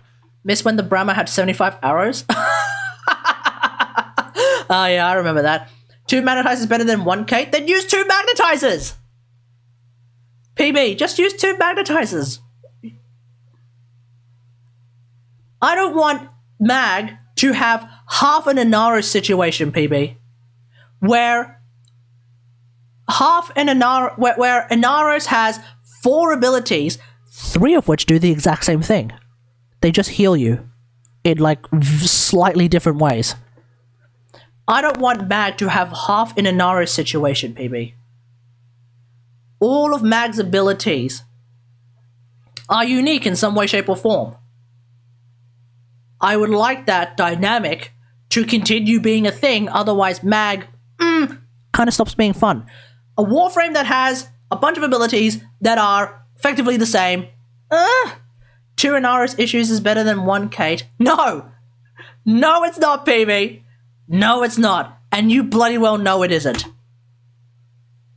Overall, I don't think Pull needs a ton. It's mostly just like turning it into an ability that gives a beneficial debuff, which of course. Do people think starter frames are getting reworked because they released? No. Apparently, DE asked. Some of the big YouTubers. Apparently, I read somewhere that apparently DE is asking for people to come up with some ideas, to provide some suggestions on how to rework these the starter Warframes to be more starter player friendly, to be more new player friendly. So we're having a look at Brozyme's ideas. These are the ones that I've seen. If I come across other people who are like, here's some Mag rework ideas, we can look at them too. But I will say, my Mag rework ideas, I don't have that many. I don't have that many Mag rework ideas. All of my Mag rework ideas could basically be summarized in like 3 bullet points done. It's able to debuff a bunch of enemies, and then making it so what it does already is just made consistent. I think that as like, you know, the core concept of Pull, it is good. Magnetize changes. Now, there's one change here on Magnetize that I actually definitely 100,000,000% want, and the rest of them are very, very wish list. Magnetize changes. Max range and duration from rank 0. I cannot stress this enough. This ability is completely and totally useless at any rank below 3. The bubble is tiny and completely unusable at rank 0, 1, and honestly 2, and the duration is also certainly not helping. This ability needs not its damage, but its max range and duration at rank 0. The moment you get it, it should be a bubble that is at least an okay size, because that's where it starts at max rank. I have no opinion on this whatsoever. Because it has been 4, 5, 3 years since I put a former on my Mag. I don't remember what a rank 0 through rank 2 Magnetize looks like anymore. So let me know in chat if you agree that a rank 0 to rank 2 Magnetize bubble is too small and lasts too little. Let me know in the comments if you agree with this. Usually will build quite a bit of range on Mag, and that's fine. Even her augment, of course, does this now. But that base size needs to be its rank 3 at duration. If I call is very underwhelming. Okay, well there we go. Very, very badly. That I think is the most impactful thing for a new player that we could do to Magnetize. It would really matter a whole lot. Okay. In addition, yeah, the duration I had a problem too, not gonna lie. Okay, sweet. So, well, there we go then. We are in agreement. Wonderful. A synergy between Pull and Magnetize is, I think, that casting your Pull on or inside the bubble, or a bubble for Magnetize, should cast a buffed version of Pull that sucks in enemies from all sides of the bubble. So obviously Pull is single directional. It's only in like, you know, a cone in. Plus new players aren't going to have any mods for duration really, aside from that flawed one, which is like 6% when maxed. Yeah, flawed mods are in fact the best mods. That's true. Yeah, no, you're absolutely right. So yeah, okay. Yeah, if it sucks, then max range and duration from rank 0 sounds good to me. It's kind of like turning into a bit of an arcane situation where like there's one thing that gets changed with arcanes as it ranks up, but otherwise the rest of it just remains exactly the same. You know how like arcanes they now have this thing where it's like the percentage chance of it activating is now normalized throughout the entire leveling process of arcanes, but the strength of it per se, that changes as you level it up. So I guess applying that logic to Magnetize great. I don't really care either way. To view. But if you cast it on your bubble or while you are inside a bubble, it would do a 360 version that would pull enemies to the center of the bubble. This would help you not only keep enemies inside of your magnetized bubbles, which can be challenging after the initial enemy dies as the suction is considerably reduced, allowing enemies to sometimes just literally walk out of your magnetize, which is not ideal, and also would give you a greater ability, especially early on, to use that bubble effectively, as without a bunch of range mods, it's still, even at the rank 3, can be kind of small, but when combined with the changes to pull, I think would be quite effective even early game at dispatching, like, you know, medium to maybe large groups of enemies, depending on the tile that you're in. This idea of having a synergy between pull and magnetize has been an idea that has been asked by mag players for the past 3 years, 4 years, 5 years, for a very long time. So, once again, I am in complete agreement with this idea, because I have literally been asking for this for a very long time as well. I do think starter frames have been power crept quite hard as well, with the exception of Mag. With the exception of Mag, sure. But yeah, pull has been subsumed more times than Inara has been abandoned once max ranked. Yeah, true. But yeah, casting pull in the direction of your magnetized bubble, which then causes everyone to actually slam into the magnetized bubble. That's what I've been asking for. That's what a lot of mag mains have been asking for. That's what a lot of mag players have been asking for. I have seen this being floated time and time again. And now Brosime is also floating this as well. Boom. There it is. Make it happen, DE. Old function changes. Now, I'm going to be very... Defensive magnetize, which I have said many, many times, is currently completely and utterly useless once you go past, like, I think we tried it, like, level 20 content. Once you go past, like, level 20 content, defensive magnetize doesn't really work. Also, defensive magnetize against the Corpus ship rework enemies doesn't really work either, because for some reason, at the time, their guns did AoE damage. They're bullets, but they kind of had a bit of an AoE to them, which kind of really screwed you over because the held magnetize doesn't defend you against AoE damage. So if those bullets have a little bit of AoE damage, that's it. You start getting hit, and you start dying. So there is going to be, hopefully, a full rework of the defensive magnetize, because it's a cool ability. I just want it to actually do something. Hold function changes. I think that the hold function as it stands now, which is where you put like the magnetize on yourself and you hold it like a Kamehameha, that was purely added because Mag does that in the trailer. What this would be is essentially real functionality for that. That is not just, hey, this was in the trailer, now it's in the game. Because that's really what it is right now. It doesn't do a good job of... It's not even what it is in the trailer, let's be real here. Because in the trailer, when Mag grabs all of those bullets and then flings them back at her enemies, they die. The only time that the defensive magnetize does that, again, is in like level 20 content. It would be great if this worked in all content. Much as it stands. But energy bullet, yeah. Hold function. Yeah, but the thing is that those energy bullets for some reason do AoE damage. Job of much as it stands. With that, hold function changes. Holding angle increased to 180. This is basically the angle at which it does damage. 180 would just be fully in front of you, as opposed to 90 right now, which can be a bit narrow, especially with melee enemies running up to you. So here's something I didn't actually really ever realize. Apparently, the defensive magnetize has a cone of 90 degrees. I didn't really know that. No, I actually didn't really know that. Nor did I ever care, because again, I never used defensive magnetize. Bringing it up to 180, great. It basically becomes like Garuda's Dread Mirror, but yeah, great.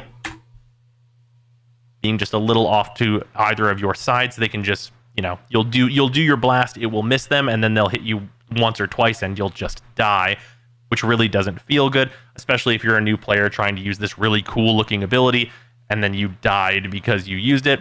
I don't think that particularly feels good. And that's the most hilarious part about defensive magnetize. It's supposed to be defensive magnetize, and yet you are more likely to die if you use defensive magnetize than if you use regular magnetize. How the hell did that happen, I was gonna say PP. How the hell did that happen, DE? How the bloody hell did that happen? But I think a lot of people can accept being hit directly in the back or from like the true like back left or back right, because that feels more fair. So this also would allow for a build centered around this functionality, but it would require 200% range. If you did a build... 200% range is super duper easy to achieve on Mag. All you need is stretch, magnetize, discharge, and then if you really feel like it, you can also run cunning drift. Boom, there's 200% range on your magnetize. That's it, done. It was PB's fault.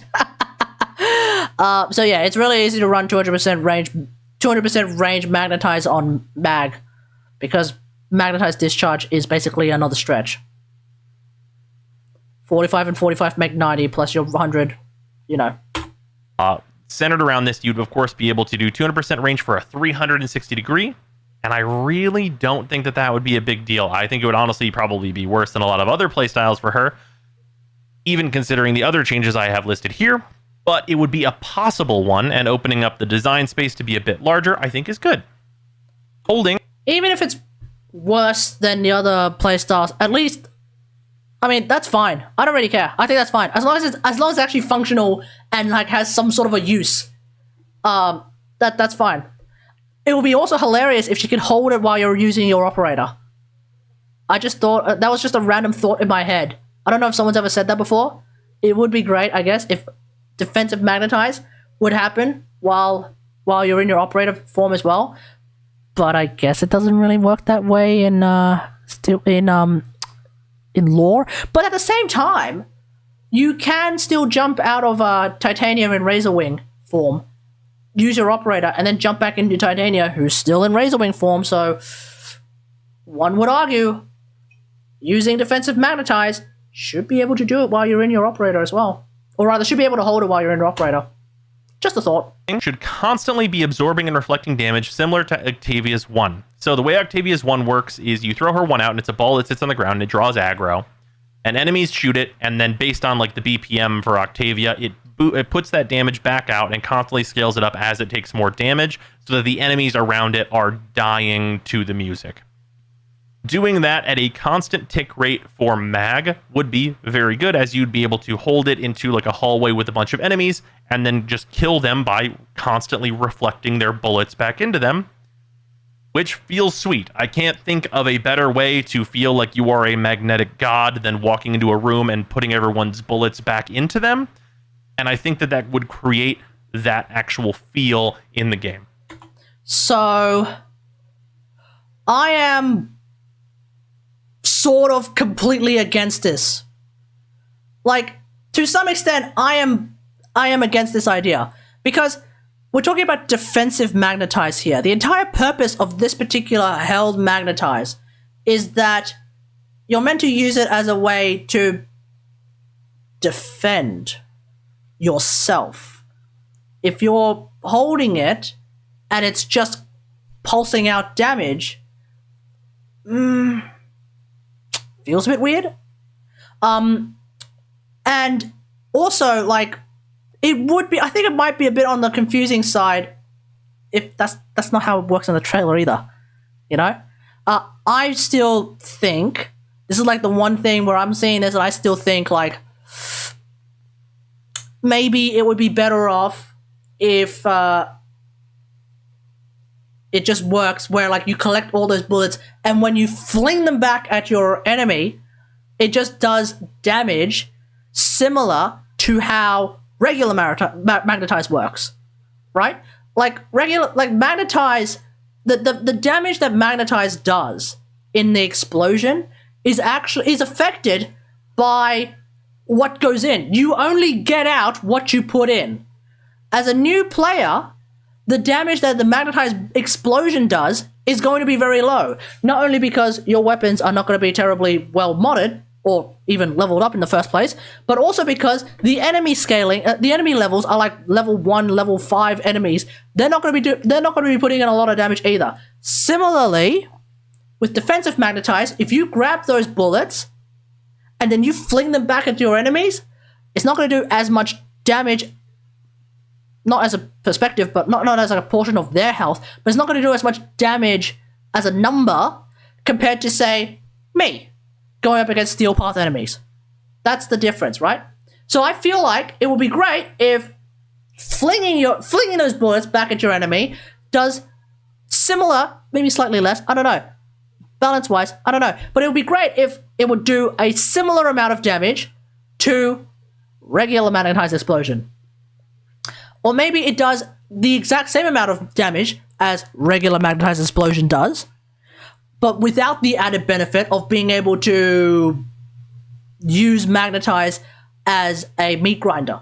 Because what putting a magnetized field out can do, not only are you doing damage to them with the explosion, but you're also potentially doing damage to anyone inside the magnetized field when you use a weapon, for example, that has a lot of punch through. You can basically shred them inside a meat grinder. With defensive magnetized, you probably won't be able to do that, so you're relying a little bit more on the explosion damage instead. There are obviously a lot of people who rely specifically on the explosion damage, so it's not going to make that difference to them. It would be cool if it was a toggleable ability like a Wisp's buffs. Toggle it to attach a reflective magnetized orb around you that randomly throws projectiles out while you are also shooting, also letting you shoot or use melee. That could be overpowered, but okay. Could be interesting. Potentially overpowered. Potentially overpowered, because basically, think about it. You're basically describing Nyx's augment for her fourth ability, which the name escapes me right now. But you're just describing Nyx's fourth ability, but also with bullets flying out. You know? So, be just a generally powerful DPS tool. Also, I do think that this ability at base should have a range multiplier of like 2 whenever you're holding it. And the reason for that is that the range doesn't really matter for this ability while you're holding it, as it's always centered on you.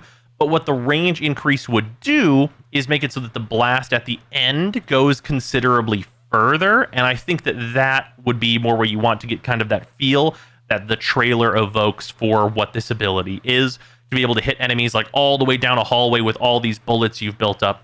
And that's more what the range would actually do, as opposed to, you know, letting you build it up more or being safer inside it, because it's already fully going to be encompassing mag in the vast majority of cases. So I completely agree. Yeah. The few times I've used defensive magnetize, the range of the blast is probably about as disappointing as the range of magnetize from rank 0 to rank 2. So, yeah. Let's make it hit a bit further. So yeah, that is what I do to magnetize, a bit more involved. Now, polarize. This is also a pretty large change to the functionality of polarize that I know some people that are like mag mains or whatever would probably disagree with, but I think this would be beneficial, especially when combined with changes to crush. So polarize. Currently, this strips based off total armor. So total scaled armor, let's say, for example, you have like a Thrax on the Steel Path. They have 9,000 armor. Whenever you use Polarize currently, let's say at 200% strength, it will strip 800 armor of their total scaled armor. So for a Thrax, which actually have not very aggressive armor scaling, if I'm going to be perfectly honest, those Thrax would take more than 9 casts of Polarize, a 75 energy ability, in order to fully strip their armor, and that's at the very beginning of Steel Path, and that's at 200% strength. You need to factor in Fracturing Crush. I completely agree with Brozime. As a Mag main, I completely disagree with this idea. Okay? So, let me explain what the dealio is. Fracturing Crush is an augment that exists for Mag. If you really want to go hardcore into armor stripping shenanigans, you should use Fracturing Crush. Why?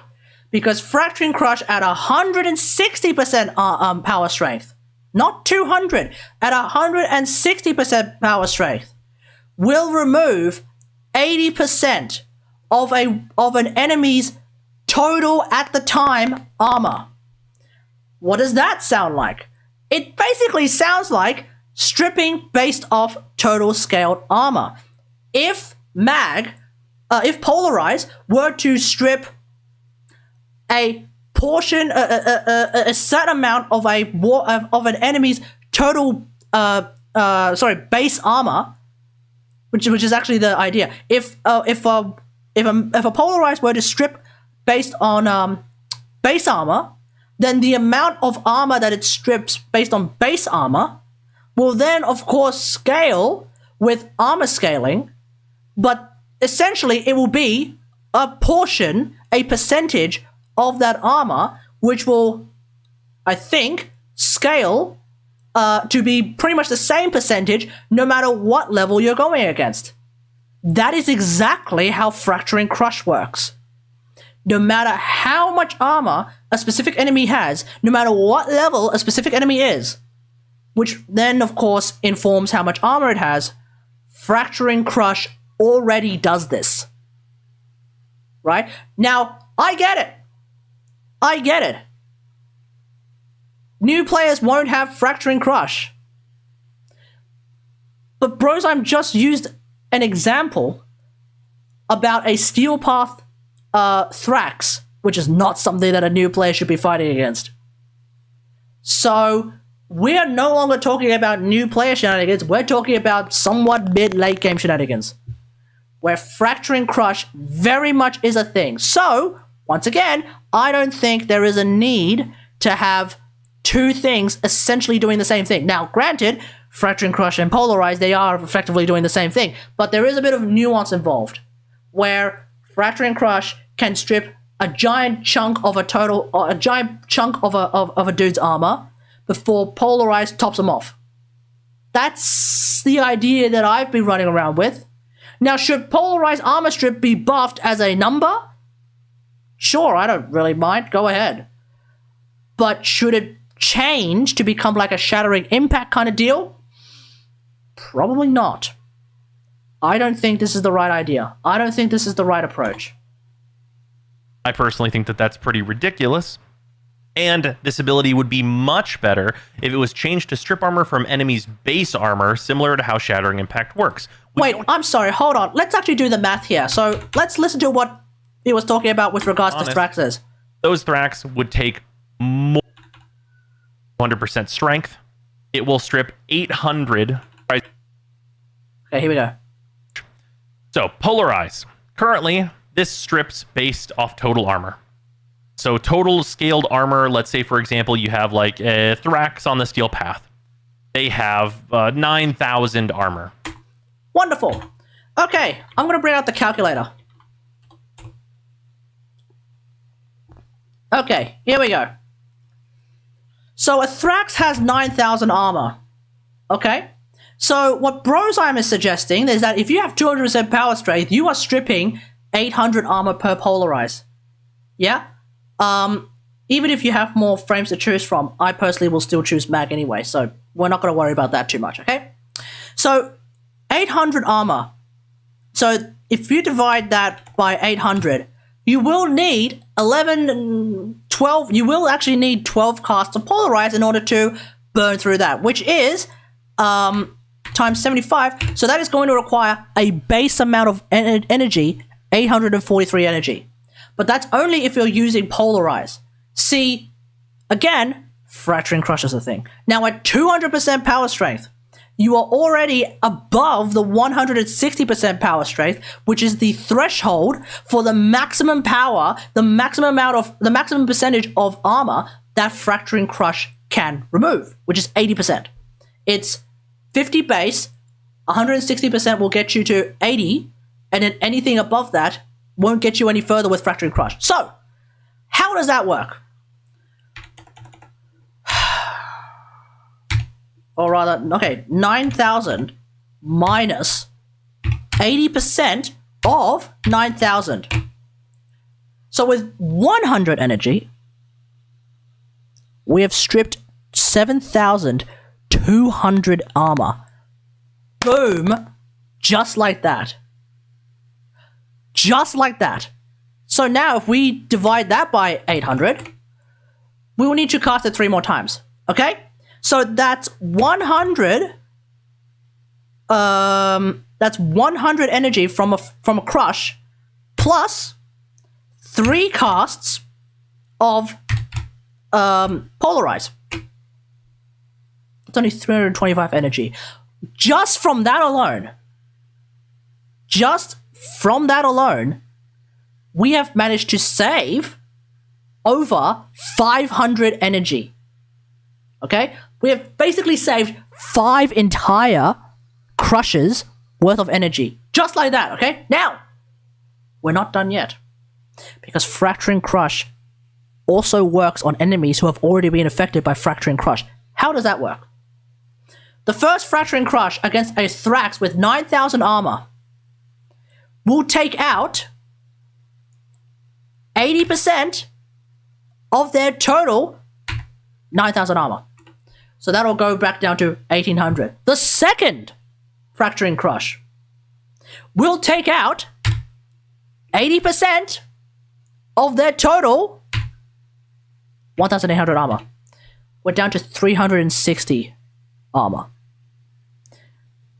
At 200% power strength, Polarize takes out 800 armor. Which means we only need 1 Polarize, we knock it out completely. So, 200 plus, or rather, no, let's do that again. 100 from the first crush, plus 100 energy from the second crush, plus 75 from the Polarize. 275 energy, chat. We have gone from 843.75, which is not even the correct number. We're underestimating at that point. Minus 275. We saved more than 600 energy. Oh, we've saved almost 600 energy. Just like that. If you know that Fracturing Crush is a thing, already you save tons of energy. And I don't know how he doesn't know this. Does he know this? Is the question. I don't know why people don't seem to realize that Fracturing Crush is a thing. I have talked about Fracturing Crush, and I have used Fracturing Crush for a very long time. How is it that Brozyme hasn't mentioned this at all? This is why. This is why. I don't think the idea of Polarized scaling off base armor is at all necessary.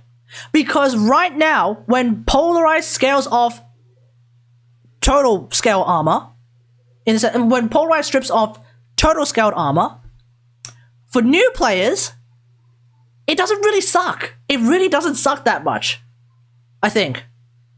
Someone can correct me in the comments if it still sucks. If it still sucks, just buff it up a bit, you know? But the Polarized armor strip by itself only really starts to suck early mid-game. Or like by the time you reach that point in the game where Polarized by itself sucks at stripping armor, you probably already have access to syndicates, which means you probably already have access to Fracturing Crush. Time to use that. Yes, it's an augment, get used to it. Whenever you use Polarize currently, let's say at 200% I'm going to skip all of this. We've already watched this. G ability, in order to fully strip their Skip. We've already watched armor, this. similar to how Shattering Impact works. We don't have a Warframe ability that does this yet. It is pretty much only Shattering Impact that does that effect, and I think that it would be really effective on Mag in particular, and also, you know, makes sense, ripping the armor off magnetically, just doing like the real base of it all and just getting that armor out of there. And that, of course, is useful throughout like the entirety of the game. Stripping base armor is just generally going to be better, and it's always going to work the same no matter what level an enemy is, which can remove confusion from, you know, a lot of new players, essentially. To some extent, we kind of already have Warframes that can do that, and they're specifically Warframes like Nyx, who with enough power strength can basically fully strip everyone's armor, no matter who they are. It's a bit of a reach. I'm just gonna put it out there. It's a bit of a reach. We kind of already have Warframes that can do like really high scaling armor strips like that, and also Fracture and Crush exist. But fair enough. I think the main thing that Brozyme is trying to achieve here is to have an ability that works a lot better on lesser enemies, but doesn't necessarily work as well on heavier enemies. So that's basically like what I think that's the idea, because Shattering Impact can very quickly delete the armor of your trash tier armored enemies, but it will take a little bit longer to yeet the armor of like a Crop to Heavy Gunner. Even Ember armor strips. Yeah, even Ember armor strips in a percentage way, which I think is like the closest we currently have to how Shattering Impact works, but like it's better than how Shattering Impact works because it doesn't care like what kind of enemy it is.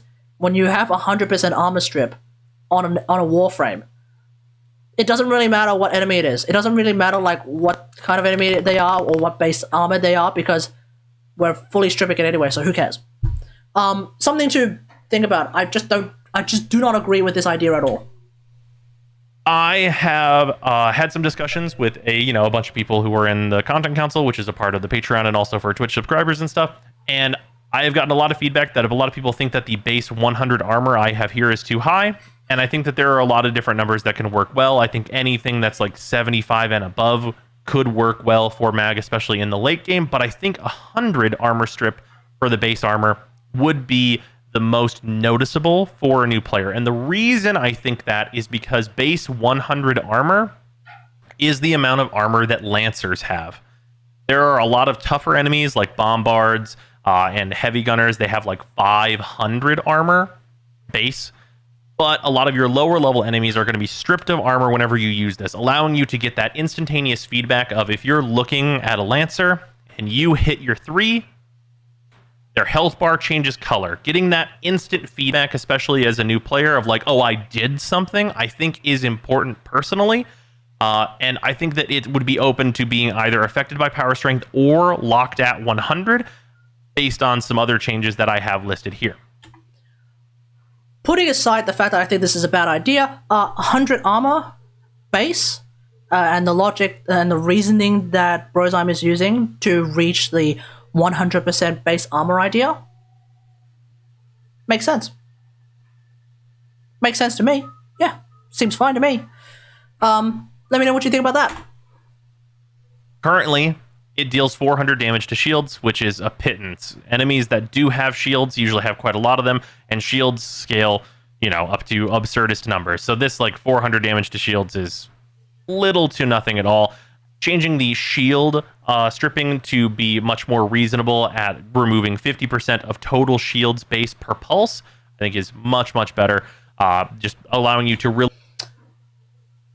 I'm now wondering, like, are these meant to be are these meant to be changes for new players, or they're meant to be changes for everyone? It seems like he's now going into changes for everyone, so I'm going to really put on the endgame player hat as well, which I kind of did just then, but yeah.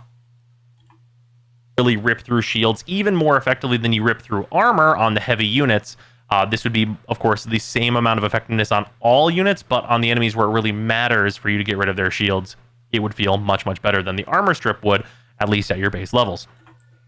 I have a really, really weird idea that I just thought of. I don't know if anyone's ever said this before. Surely someone has, and I'm surely the idea that it just popped into my head is not unique to me in any way, shape, or form. What if Polarized just dealt magnetic procs as well? I mean, maybe not magnetic procs, because magnetic procs died at like 5%. I haven't had a real look at how magnetized procs work in a very long time, but like, what if they work like magnetized procs? Start from like 50, right, and then go up to 75 or something like that. I don't remember how magnetized procs work in the terms of their scaling. I know how they work, obviously, but I don't remember how they work. I don't remember how they scale, like based on how many magnetic procs an enemy has. Just a random thought. Could also, buff with condition overload and shenanigans like that. Now here's where the big change comes in. To how this ability works. Pulse changed from increased range. When I first read the idea that Polarized should remove 50% of a total shield base per pulse, you know what that reminded me of? Shield Polarize. Now, folks, anyone who has been playing this game pretty much since 2015, I think, pretty much since 2015 maybe, or maybe definitely since 2013. I don't remember when the first Mag Rework came about that got rid of Shield Polarize, but the Mag had an ability called Shield Polarize, which is basically how Polarize works, except it works specifically on shields, except when you pressed your second ability, which is what Shield Polarize was tied to, guess what? Everyone on the map died. Now, why is that? Because Shield Polarize would take out a percentage of a target's shields. Percentage of a target's shields, and I think back at the time it was like 25%. What also happened is that those shields exploded.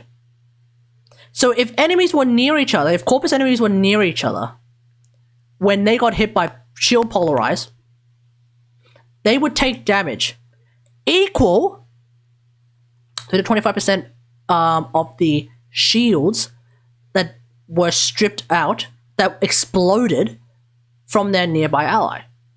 And of course, quite a lot of times, enemies just happen to be right next to each other in groups of more than 4. So you can imagine that when you press 2, when there's a bunch of enemies that are right next to each other, everything died.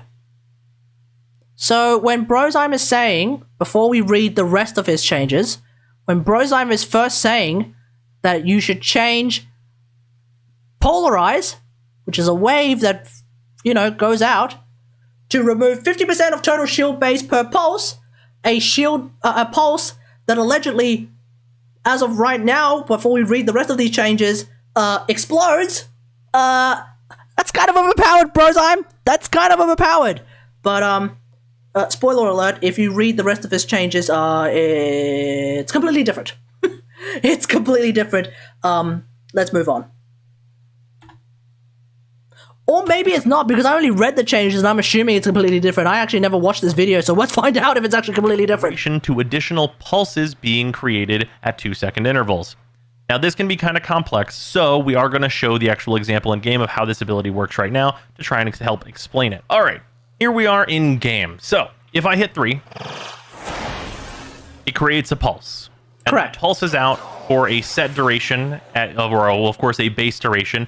And if you increase duration, it goes further because that duration goes up, and that means that the line expands farther and continues to hit more enemies. It also is affected by range as a stat, and that's where the line starts. As you can see, it starts a distance away from me and then also continues to move. So this ability would essentially be mixed up a bit in that we would be removing the increased range we get from duration currently in order to have that be used for something else, which would be adding additional pulses. Additional pulses would make it so that the base armor is kind of set to a cap, essentially, because if you have things at 2-second intervals, of course, there's a limit to how fast you can strip armor. But I don't think that that would be too particularly slow, and because Polarize increases your shields or restores your shields and also your party members' shields, it'd be a better survivability tool to have that restoration every 2 seconds to keep your shields up and keep refreshing your shield gate in order to make yourself more survivable. Right. So, okay, let's just. I'm gonna let him finish this off first. Every 25% additional duration, you would get one more pulse, with one pulse being base. So, if you have. Oh, sorry. So stretch basically gives you an additional pulse, but you're gonna need like stretch and what? Drifting contact, I think. Drifting contact? Not drifting contact. Cutting drift. You're gonna need that if you want to have two then. 100% duration, you get one pulse, it strips 100 armor, and it strips 50% of total shields. And if you have 125% duration, you get two pulses. Oh wait, is this from duration? Oh, okay, never mind. It's from duration. So prime continuity will give you 2 extra pulses then. When you combine them together, and they also remove 50% of total shields 2 times. So the shields, I think, are up for debate whether it should be 50% of current shields or 50% of total possible, because it would mean that 2 pulses would fully strip shields off of all enemies, which I think is honestly pretty fair. But alternatively, I think it's potentially a bit overpowered, but okay. I mean, considering that like prime continuity is a thing, you would be doing 3 pulses. I don't know. Seems just a tad bit overpowered to press 3 once and suddenly nobody has shields after like 3 pulses, which is what happens. You know? Just seems a bit strong, because we have another Warframe who can do this. Her name is Nyx. Her second ability, with the tiniest bit of power strength, you press that button once, and your target has no shields. And no armor as well, actually, while we're at it. But the caveat is that her ability can only target 3 enemies at once. Polarize can hit everyone, so not entirely sure if it's a little bit overpowered. It'd be 50% of current shields, and I would be open to that discussion about which one is more reasonable for the game, and I think it could go either way. And that is before I also remind you about how shield polarize worked, and even then I think the number was 25%. 1 pulse. Not even a pulse. 1 shot, 25%, and it still killed everything on the map.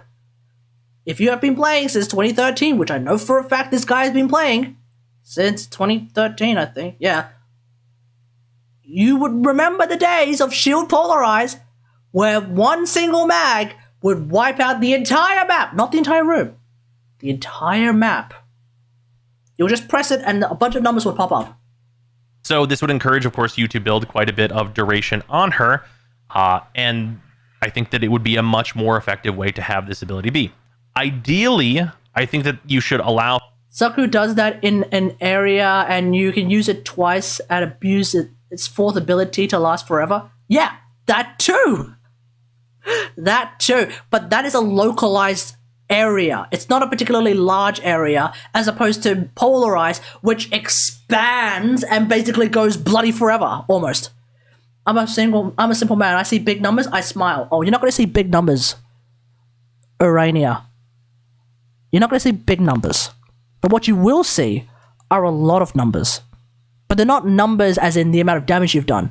They're actually numbers as in the affinity you've just gained, which is essentially just a marker for how many enemies you've just killed in one go. That's the kind of number you're looking at. That too, yeah. Be active simultaneously. You can already have multiple magnetizes active simultaneously, and I think having polarizes active in 2 different areas, say if you build for 200% duration, oh, yeah, and you have like 5 total pulses that are going to happen because you get the additional every 25, or 4 total pulses because you get the 25, 50, no, 20, yeah, 25, 50, 75, and 100. Yeah, you get the 4. Quick math. 4 additional pulses, so you'd have 5 total pulses, taking a total of 12 seconds. Having those in 2 different areas, I think, could be quite reasonable, and also would allow you to cast twice and have multiple pulses hitting the same enemies to strip their armor a bit faster, which I think would be reasonable.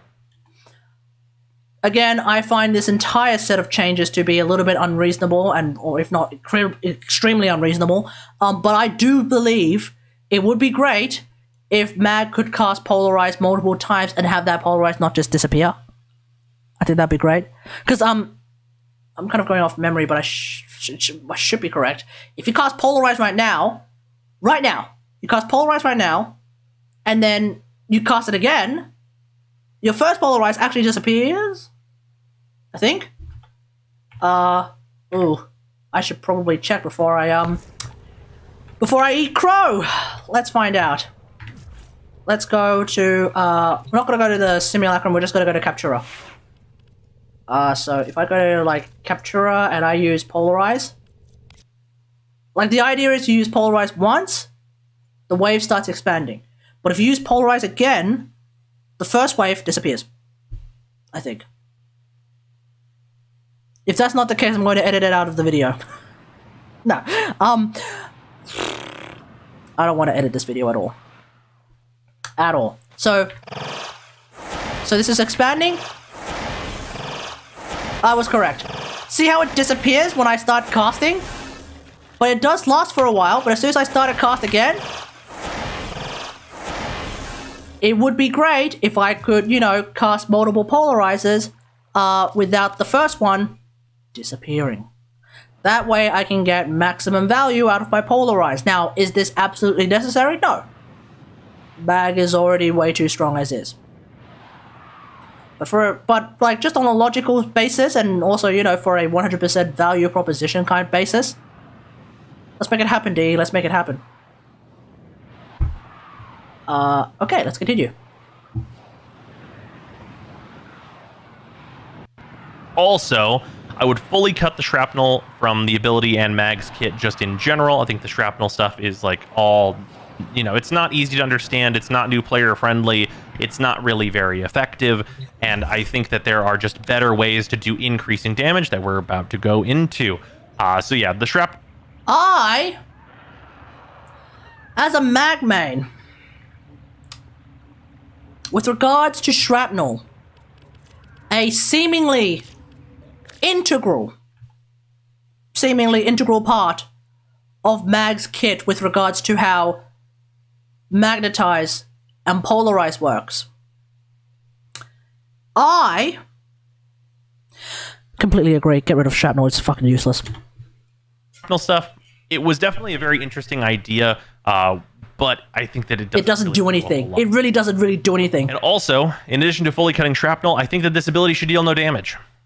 Obviously, it's had a long history, what with Viver and everything else, of, you know, being like a map wiper in some cases, but that's not a thing that DE want. They want you to, you know, use your other abilities and not just spam one ability to kill everything on the whole map. So, in the interest of this being both a good anti-shield and anti-armor ability, you should remove the damage it deals entirely and just make it a very good anti-resistance ability. Also, it's worth noting, for the additional pulses that would be added into this, it would make the augment considerably better and much more reliable, which I think is also a positive change. Wait, what? Okay, I missed that bit. Wait, what? Okay, the idea that the shields don't explode? Yeah, okay. The idea of removing a percentage of total shield base is fine. I'm still a bit hesitant about the idea of being 50% of a total shield base per pulse. As a base, I think that's still way too bloody high. But you know, I'm balance is balanced. They'll figure it out. But yeah, considering the idea, the full idea that Brosheim is suggesting with regards to shields, not with regards to armor, I still don't really agree with this armor idea. But with regards to shields, the idea of being a percentage of shields, fine by me. Because it doesn't explode, fine by me. Makes sense. Makes sense. Considerably better and much more reliable, which I think is also a positive change. How? I think. How? Multiple pulses on counterpulse. It won't, though. It won't, though. Because counterpulse, because when you use polarize right now on multiple with counterpulse, and you counterpulse the same target multiple times, it doesn't actually refresh their duration. No? Okay.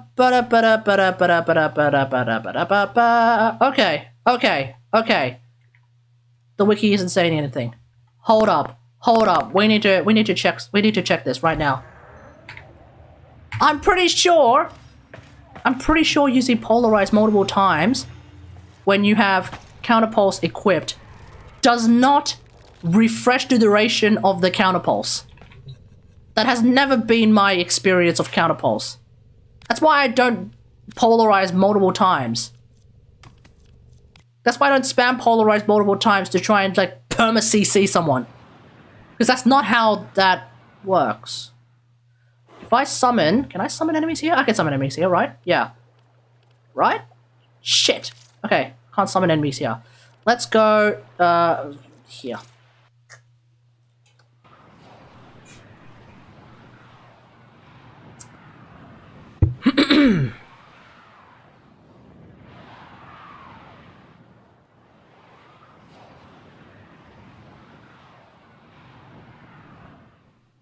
Okay. Where the bloody hell am I? Okay. So, let's summon some enemies here. 3 corrupted heavy gunners. So, according to Brozai, notice how the duration between this corrupted heavy gunner no longer being crowd controlled and like the difference between her being crowd controlled and her no longer being crowd controlled compared to wait, what am I trying to say? Bloody hell.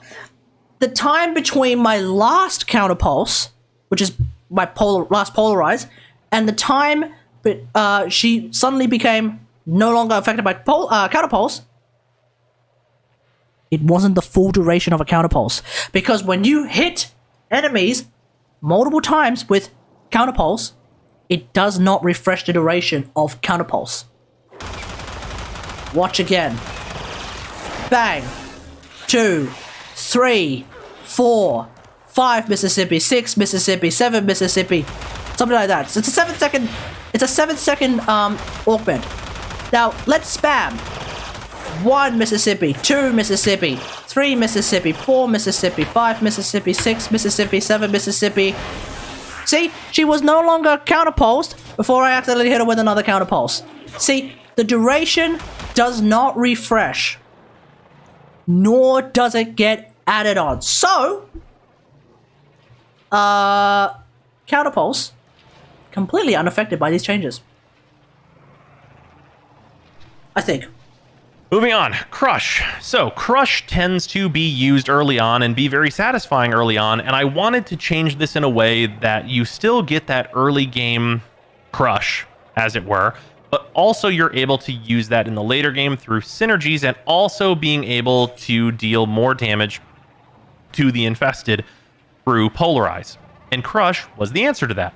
So, this is pretty cut and dry. All this is that the base damage and the current effects and the way that it deals the damage, all of that stuff stays the same. I think base damage. What damage? I think it's good. It's a decent survivability tool because it gives you shields back. It does good damage on low-level enemies, and I think all that stuff about it is already great. But to make it scale, for new players, sure, but for like endgame content, not really. I don't think I've ever used Crush in like late endgame content, Steel Pass missions. I don't think I've used Crush in like any meaningful capacity in a Steel Pass mission for its damage. Whenever I use Crush, it is specifically A, produce overshields, B, strip armor, that's it. Oh, C, map wide crowd control for a few seconds. Enemies take 50% more damage for each pulse that has hit them, additive with itself unaffected by mods. So, every pulse they've been hit by from Polarize would give you an additional 50% more damage. So, okay. If they've been hit by 1 pulse, they would take 50% more damage. 2 pulses, 100% more damage. 3 pulses, 150%, and so on and so forth. But the kicker for that would be the additional multiplier, which is enemies with no remaining shields and armor take double damage unaffected by mods. So what this essentially would do is that these two things work together so that this 2x damage basically is doubling this. So if an enemy has been hit by only 1 pulse, but they have no armor, they take 100% additional damage. And if they have taken, 2 pulses, they take 200% additional damage. And it's just increasing basically this multiplier by whenever they are done being stripped of their armor and shields. They take considerably more damage from Crush because they have no resistances left. They're fully vulnerable to the power of, magnetizing all of their bones together. And I think that would do a lot for the long-term viability of Crush, and even making it possibly like a decent thing to use even in Steel Path if you're fully stripping the enemies of armor, because you're going to get that multiplier like, maybe 4 or 5 times, and that can stack up quite a bit and deal nice chunks of damage and keep you alive. Does it though? Crush at like 100 and what am I got? 144% power strength plus. I'm not gonna worry about battle rate. I'm basically running one single strength mod of some description. I don't remember what it is. Umbral Intensify, probably. Yeah, I'm running Umbral Intensify. So Crush does 3 times 2,160 damage, which is 6,000 damage. Okay. I'm kind of mental mathing it right now. Let's actually do the math.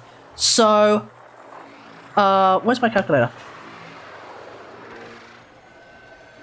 Here we go. So, 2,160 damage. That's the amount of damage that 1 tick of Crush does. Crush actually does 3 ticks of damage, so it's times 3. 6,480 damage. Sweet.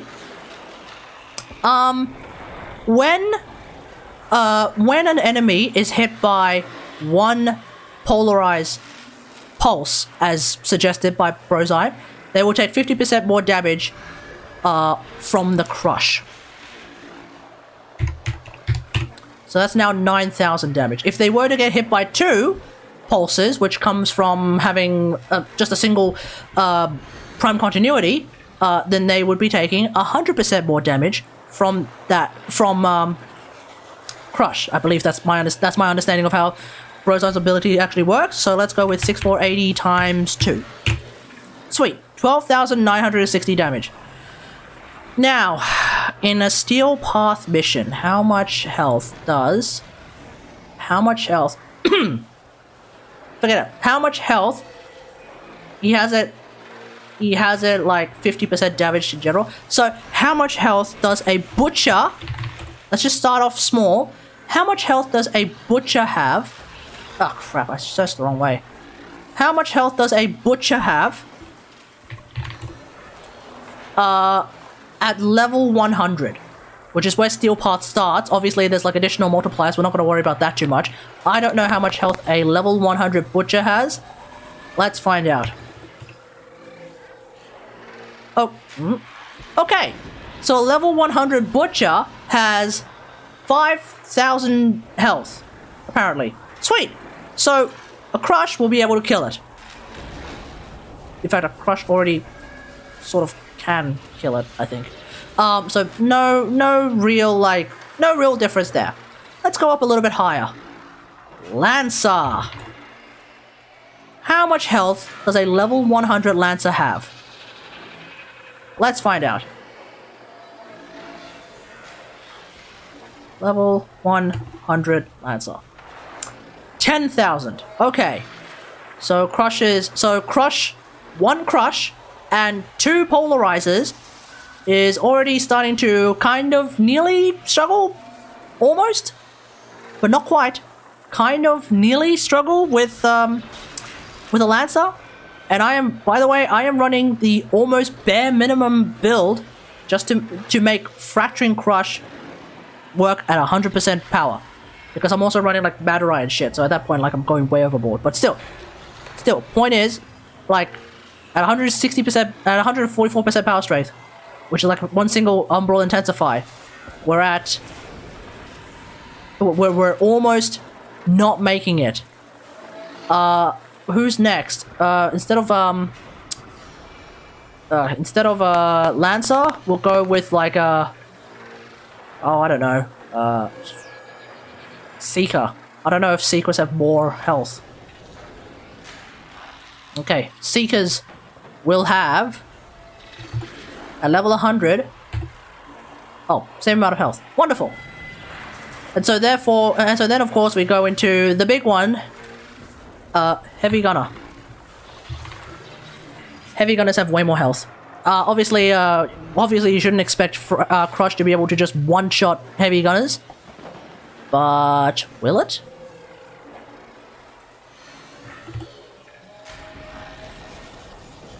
It will not. Because Heavy Gunners have 31,000 health. At level 100. And that's before we start taking into account Steel Path shenanigans. So, that's like the thing. Now, obviously with Crush, we have Fracturing Crush, which means we have Armor Stripping. But that doesn't really help. That's why I'm looking specifically at how much health our target has. We're not looking at EHP, we're specifically looking at HP. That's why, okay? So, yeah, so even with Armor Stripping involved, I mean, yeah, it's doing more damage, I guess, sure, but like, you still need to like, I don't feel like it's going to really change the dynamic all that much. And like, I think in the end, the main point I think I'm trying to make here is that Magnetize is really the thing you're using to kill everything. Crush, I think, has its place if you're crazy like me. And Fracturing Crush gives it even more of a place, as I have previously explained. That being said, though, sure, bring it on. This change is, you know, it's a buff for Mag, so bring it on. I have no issue with Mag getting buffed, provided, you know, it's not outrageous. So could be interesting. I also like the idea that enemies with no shields or armor take twice the additional damage. It's an interesting mechanic. It's an interesting mechanic. I would like to try it out. So, you know, I'm not entirely against this, but I just want to say, like, I don't think it's going to make Crush all terribly viable in Steel Path missions. I mean, sure, it'll do more damage, but not really. Especially if Polarize is not nearly as strong as he thinks it is. But then, of course, you know, Fracturing Crush exists, so, yeah. Because it's, of course, also a sort of defensive ability. All of those things, I think, would be very good. And also, passive changes. Now, I will say,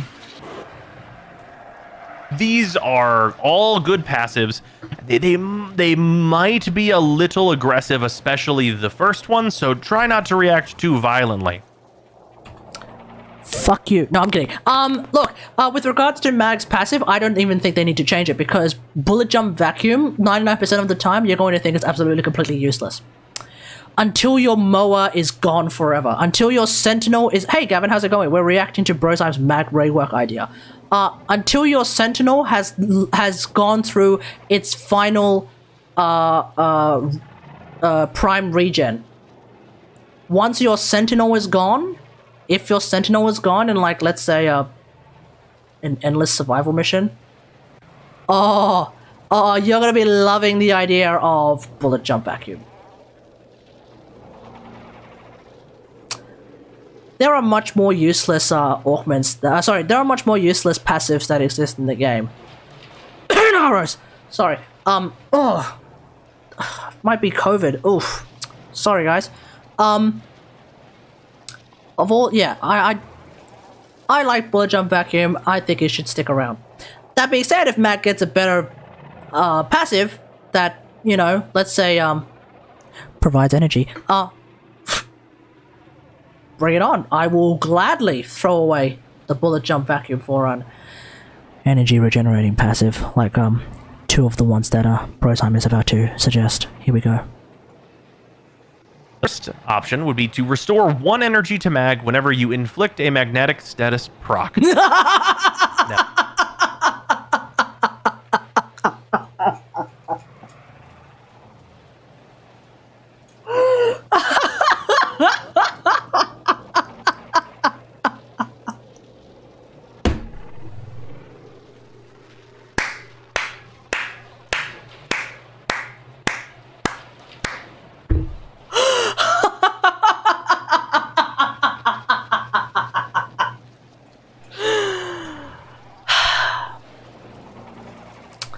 there is a secondary weapon that I use. Its name is Sinoid Gamma Core. It does innate magnetic damage, and I have built it to be a crit stat hybrid weapon.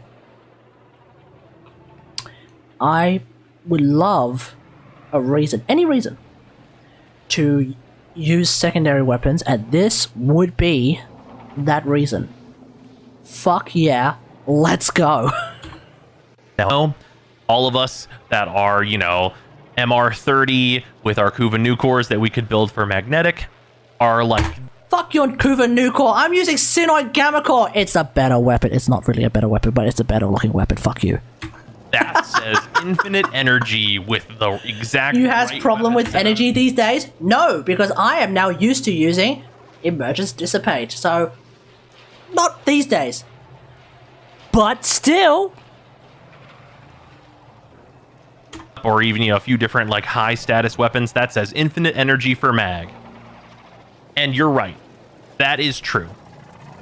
But it would also make for some interesting stuff early on and some interesting things to teach new players and make them feel powerful quickly, with being like, hey, you mod your weapon like this, and then your Warframe is going to have energy every single time your weapon does its thing and removes shields through these procs and does all these cool interactions. I feel like there's a teaching moment there that would feel really good for new players, and also, of course, for just everyone that wants to use mag a whole lot, would be incredible for her energy economy, allowing her to build a bit more greedy as long as you're willing to change your weapon loadout to proc a ton of magnetic. And that's not going to work on, you know, every enemy situation as, like, you know, bosses that can only take 4 magnetic procs or whatever. But I think that would be extremely, extremely good for mag. oh, okay, so it's going to cap off at like 10, is it? Oh, okay, so if you hit, so it's not like an infinite, energy glitch, is it? Because I thought it was going to be an infinite energy glitch. You fire at the same Warframe, you fire at the same enemy, and you just keep refreshing their 10 magnetic procs, and you just get the infinite energy glitch. Is that, so it's not like that, is it? You get 10 on one enemy, you have to swap over to the next one. Is that the idea, hey? Then they rely on it forever? Oh, I sure as hell would. Yeah, I sure as hell would. Her the caster of, you know, the opening 3, I think it would be pretty appropriate for her.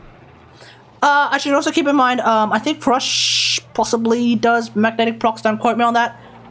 So that would also feed into this idea as well. The second option, similar, it's another stacks twice, similar to what we have for Excalibur, the 20% parkour velocity for 10 seconds after casting an ability. So, 20% parkour velocity. I think he means Excalibur as in based on his Excalibur rework, by the way, chat, so, don't start wondering, wait, I get parkour velocity when I use an ability? What the fuck? I'll be honest. It's quite a bit. 20% parkour velocity is as much as Mobilize gives you, and you can go really fast. And if you cast twice, 40% parkour velocity, you can go really fast. But also, that's sick. Like, that's really cool. I think like just plain and simple, being able to be like, yeah, cast 2 abilities and then bullet jump, and you just see a new player just rocket off.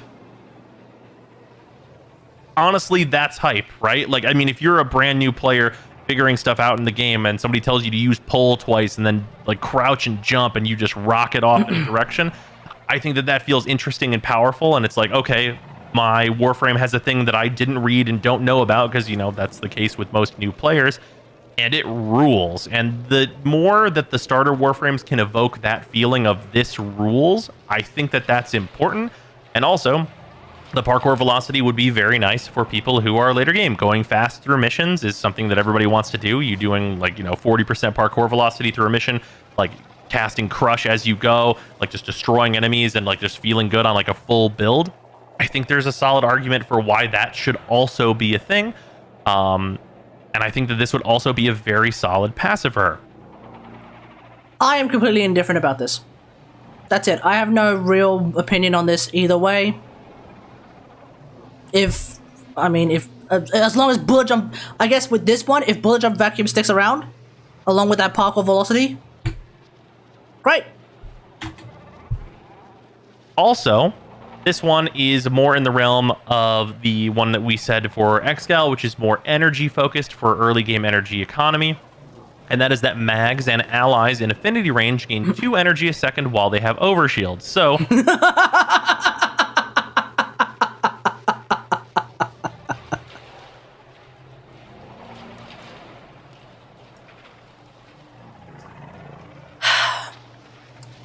do you guys remember an Arcane that came out with Angels of Zariman? This was when Angels of Zariman first launched, and they had the wording of a particular Arcane that as soon as I read it, I was like, God damn, I need that Arcane. That particular Arcane was known as a Cascadia Overcharge, and what it read was, as long as when you have overshields, you get 300% critical chance. Now, chat, I didn't want that Arcane specifically because it was giving me 300% critical chance. No. I wanted that Arcane because it was going to give me some sort of incredible buff so long as I have overshields. Because here's the thing. As a mag main, overshields is pretty much my entire playstyle. Yeah, it works for your Gaia? Great. I'm talking about specifically like as a mag main. But yeah, sure. Hildren with this? Yeah. Wait, no. Hildren doesn't care because Hildren doesn't get energy. As a mag main, quote, while they have overshields, pretty much equals 100% uptime. What Brozyme is therefore suggesting is that as a mag, I become basically, you know, free Xeneric. I become a free, albeit scuffed, Xeneric.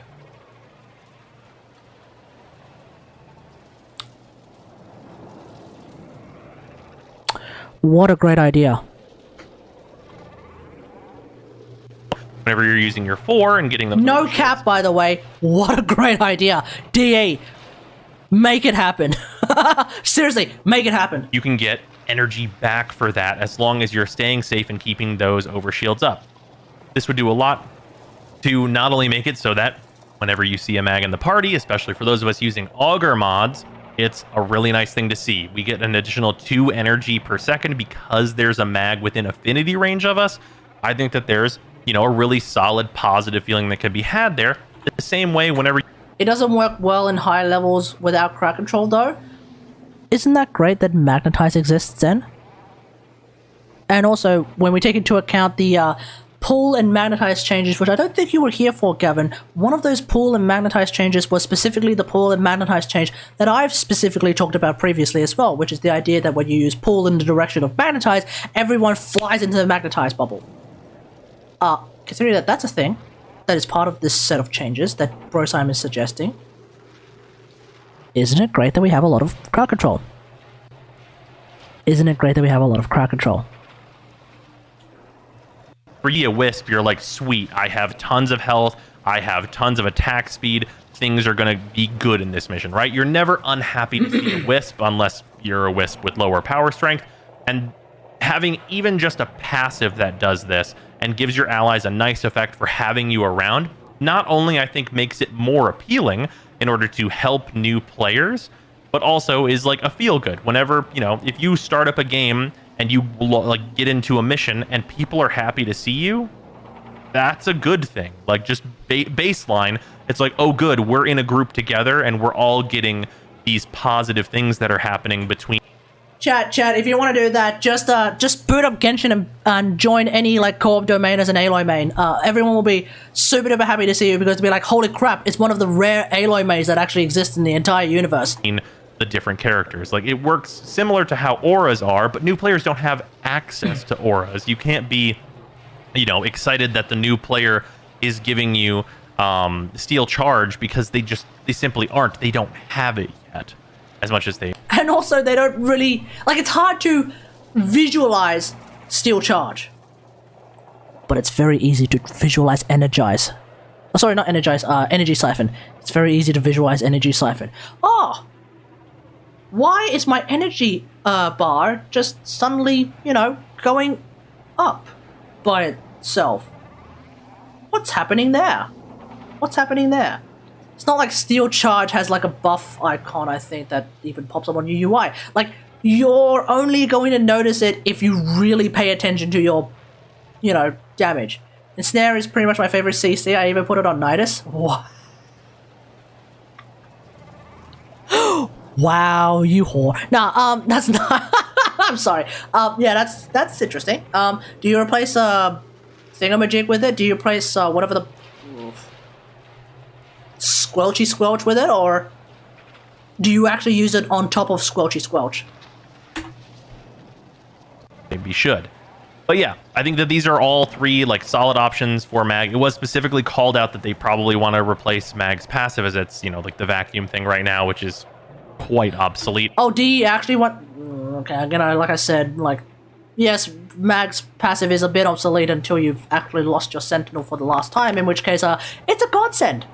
You remove it? Ah, okay, very well. Apparently, if D really does want to change it, then yeah. I vote for number 1 or number 3. I vote for either of these. But either number 1 or number 3, they get my vote.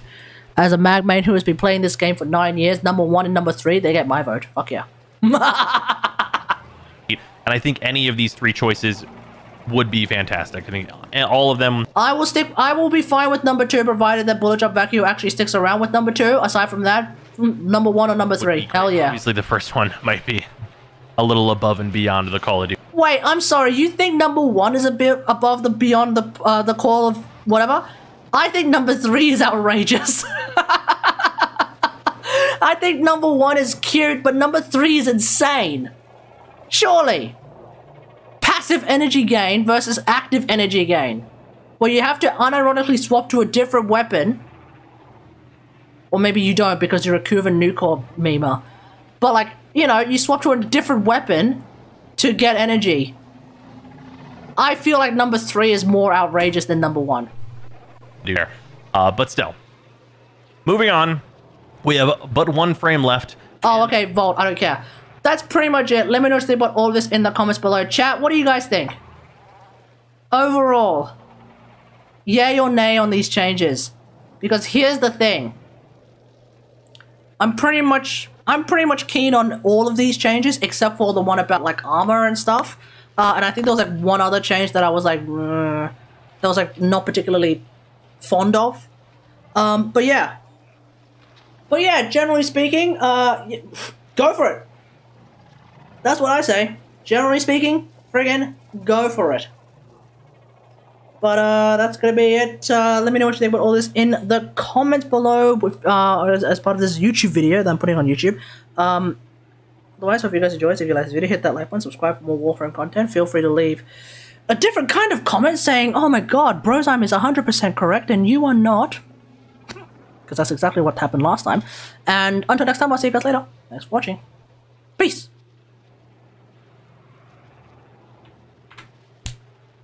Video done. Okay. It's 11:30. And I am pretty tired. After all of that. Maybe a passive in the pulls enemies to magnetize put apart from that Mag is strong. Yeah, exactly. Oh, I didn't talk about like the ones... There's one change that Brozime didn't mention that I kind of wanted to be a thing. I just think that Crush should do true damage. But that's a bit more pie in the sky, I guess. Because like if you think about it, you're crushing a dude's bones. Why the hell is that affected by armor? Or shields? If your ability is capable of reaching through and crushing a dude's bones, why would that be affected by armor or shields? How does that make sense? It's a bit of a pie-in-the-sky idea, though, because I'm really just basing it purely off logic, I guess. But yeah, aside from that, like, you know, in my opinion, Mag is perfectly fine. She doesn't need to change anyway. Well, aside from those 2 changes, yeah. Aside from the pull enemies into magnetized bubble pull change, yeah. And the sub effect of pull being completely and utterly useless. It was those 2 that I absolutely 100% agree with because, you know, it's something that we've been screaming about for like 4 or 5 years at this point. So yeah, there we go. I think I'm gonna call it a night. Actually, I think I am actually gonna call it a night. My throat is getting a bit hoarse from all that screaming. Operator? We basically spent an entire hour watching a 20-minute segment, chat. I am not joking. We spent like an hour and